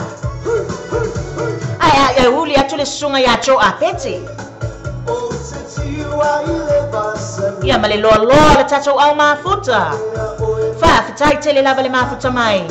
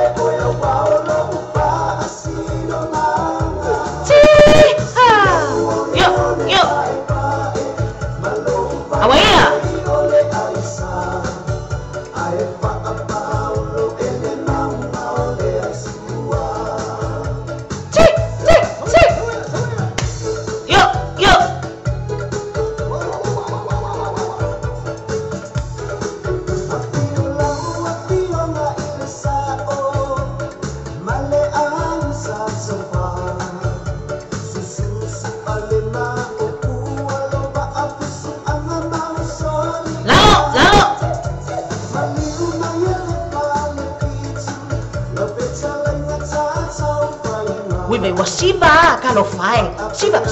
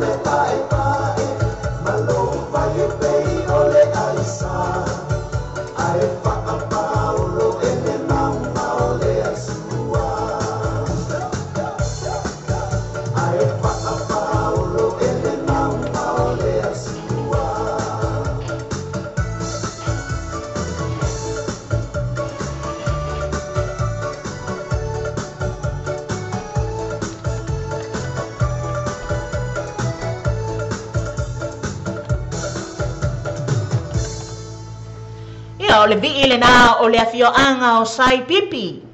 Ia, o le nuu e mimita ai le sunga i le tamaitai ia po le afionga le falitua ia lesa ia le afionga ia sungalu ia faafetai lava le mafuta mai ia ma le loa loa foi o alo matama whanau o le nei le afioanga o sai pipi sabai ia o le pese le nana tai na faapitoa atua i momoli atua i lo faanga o le afionga ia sungalu mo o to umalava ia momoli atua i foi o lo faanga mo o to umalava i le nei ia o oli ia he tatou whaasorosolo atu. Le anga iaina i istangata ia ua moni mana o mai, i le pese fo i la lea ai fo i. A sa ai, ia. O le pese a sa ai e se i tau sa ili atu, ia. Ai le lea na wha ama oti mai wha mole mole, po o ai tonu lea e usua le pese lea i lea fio anga o sa ai, ia. Le o i lea la, pe ia le ua umau atu i, ia.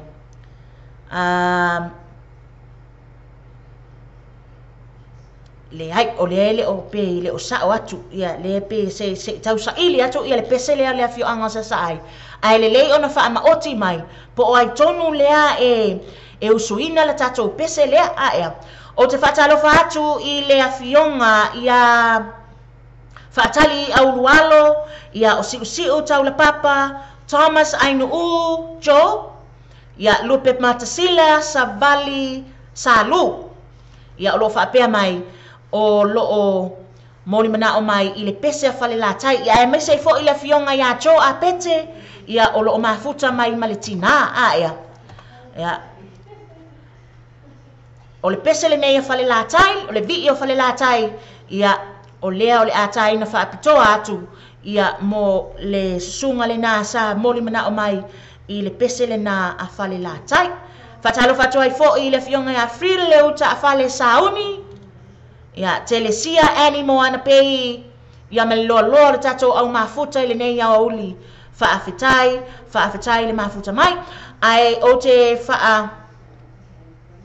malulu atu ia faatali au rualo o le atu ina atu lau pese pe a mai ala tato pese lea ua tu ina atu ai faasolo atu lava tato pese Alisaya Rains ia faafetai lava le ono sai fo i male lava papale fale la tai le no upele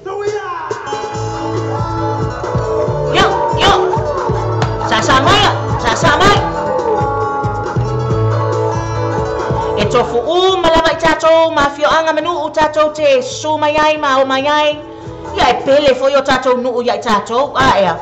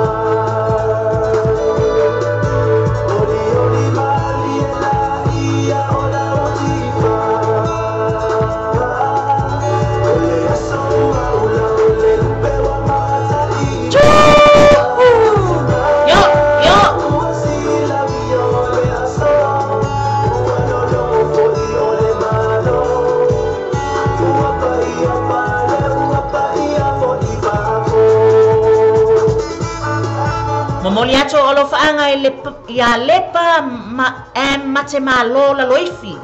Famai o lo le hotele atu ia le tato fasalonga nei le tio tala ave i inai le so ula traders i Sabai i Samoa faafetai lava le mafuta mai Alofa atu ai fo'i si o tātou motu tele i sala whai. Whaafetai le mafuta mai i le tātou leiti o tala ave. Manuia le whianga iei mga luenga.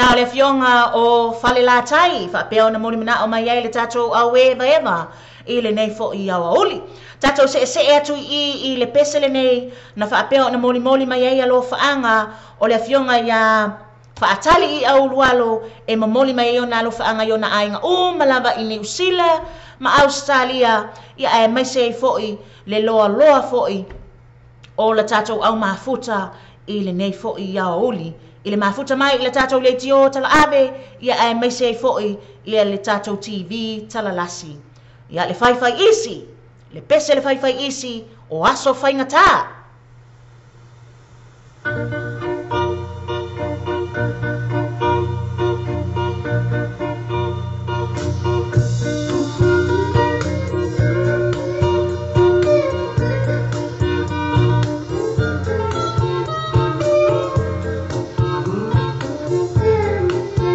Pasarvatu le fionga ya alo yafi ya pesa. Lepam em mata malola loifi. Mata tani ao sefo.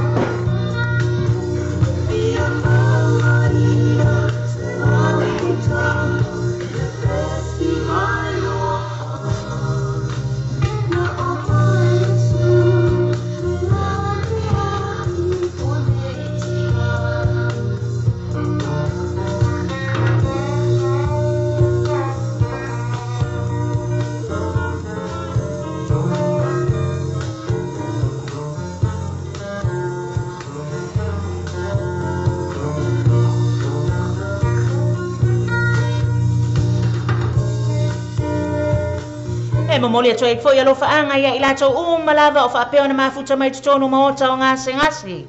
I le maota o ngase ngase o nai whanau i nai le Starship i au kilani. Ia miro mo fo i po o fea lava le maota ngase ngase o e whaafonga mai ai. E mai se o ila tau o la tau whaia le ngaluenga o le tau sia ina. Ia ma le abato fo i le ngaluenga alofa ina ia toi whaafo i sia le malosi. Ia ila tau uma o ngase ngase.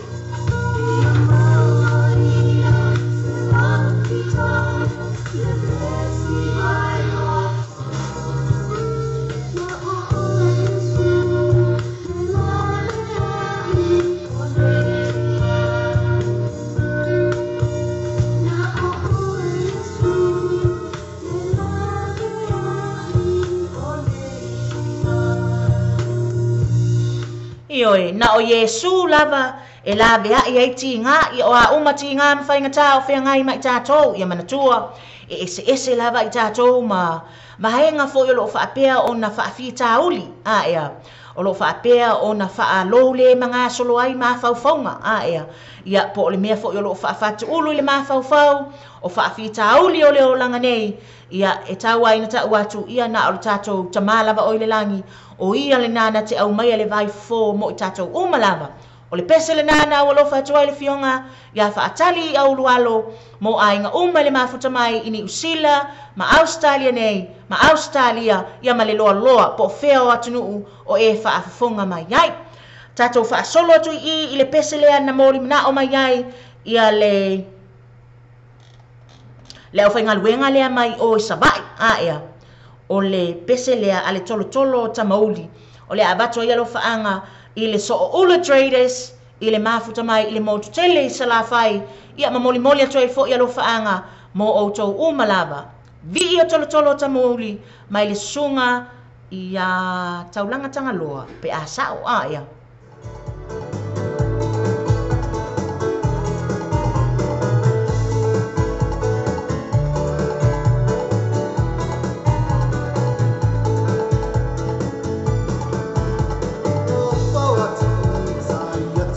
Ia whamalulu atu o le SSC a kurukako pese lea a ea.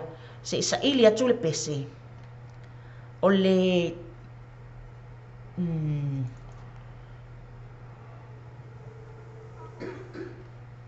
Taluai ona e faisi na kasi 2.5 a ea. E pe uma e 5 ea tolo tolo ta mauli le o ke wa aia kwa ilunga i a ea. Ale la tau mawhai atu lava, po o whea kongo o pese ngei, lea lua kwa ile whamai, o tau langa tanga loa lea o lo ia usuina le pese. Ia e malia le fina ngalo, o le a kā kupea le pese lea a ea. E whapea na tātou wewa eva mai ai.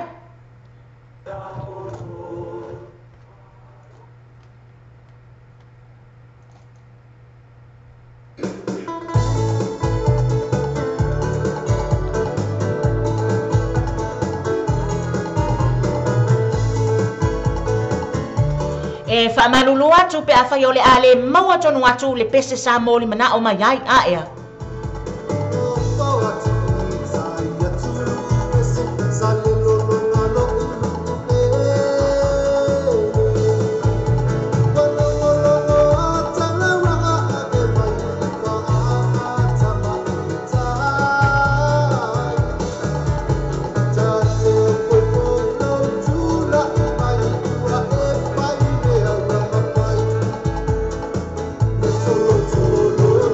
No.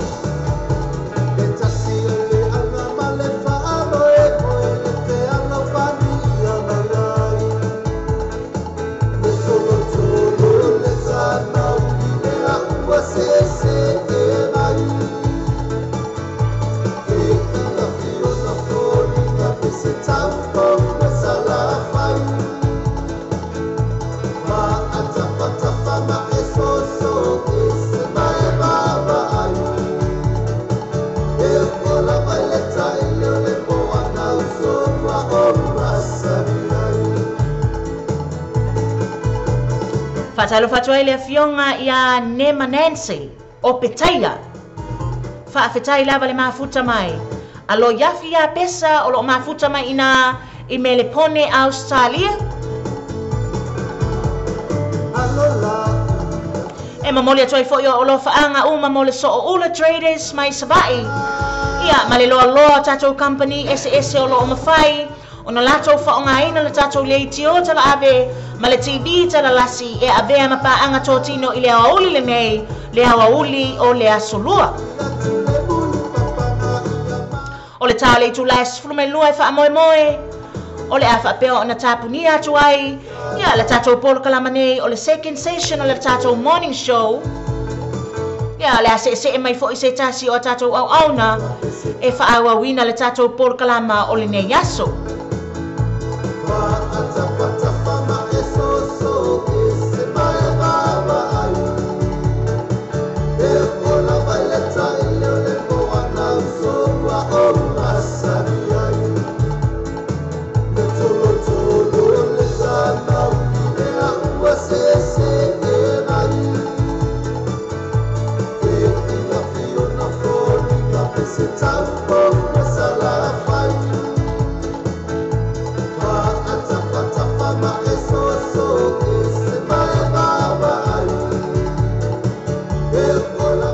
Mai ala tato pese lea ona tu ina tu le pese na mori mana o mai ai le tamai ta ia sani toa tu i pele hake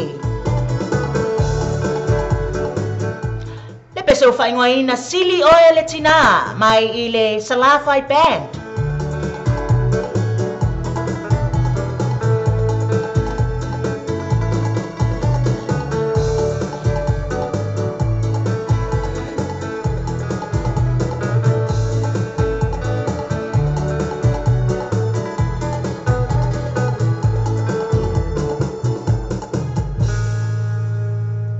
Le bi o le tolo le tamauli mai le fio anga o sale lolonga fa afetai o date o to uma na fa apea ona moli mana o mai le pese matango fi aya ya fa solo atu i le tato pese lea mai le Salafai band wa fa aingoa ina e sili oe le tina a walofa tuai mo le tina ya fa te sua le tina ya mata tui pele hake Margaret Leasi ia masani toa tui pele hake.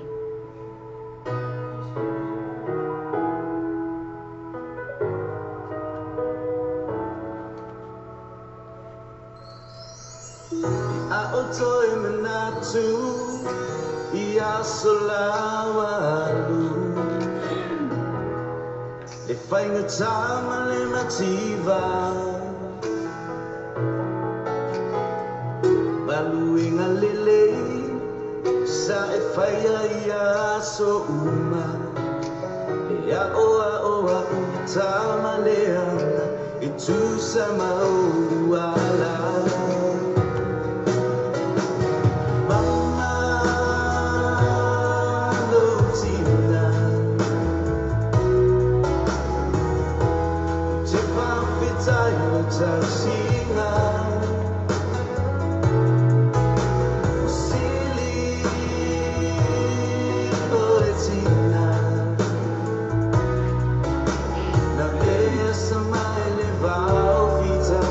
When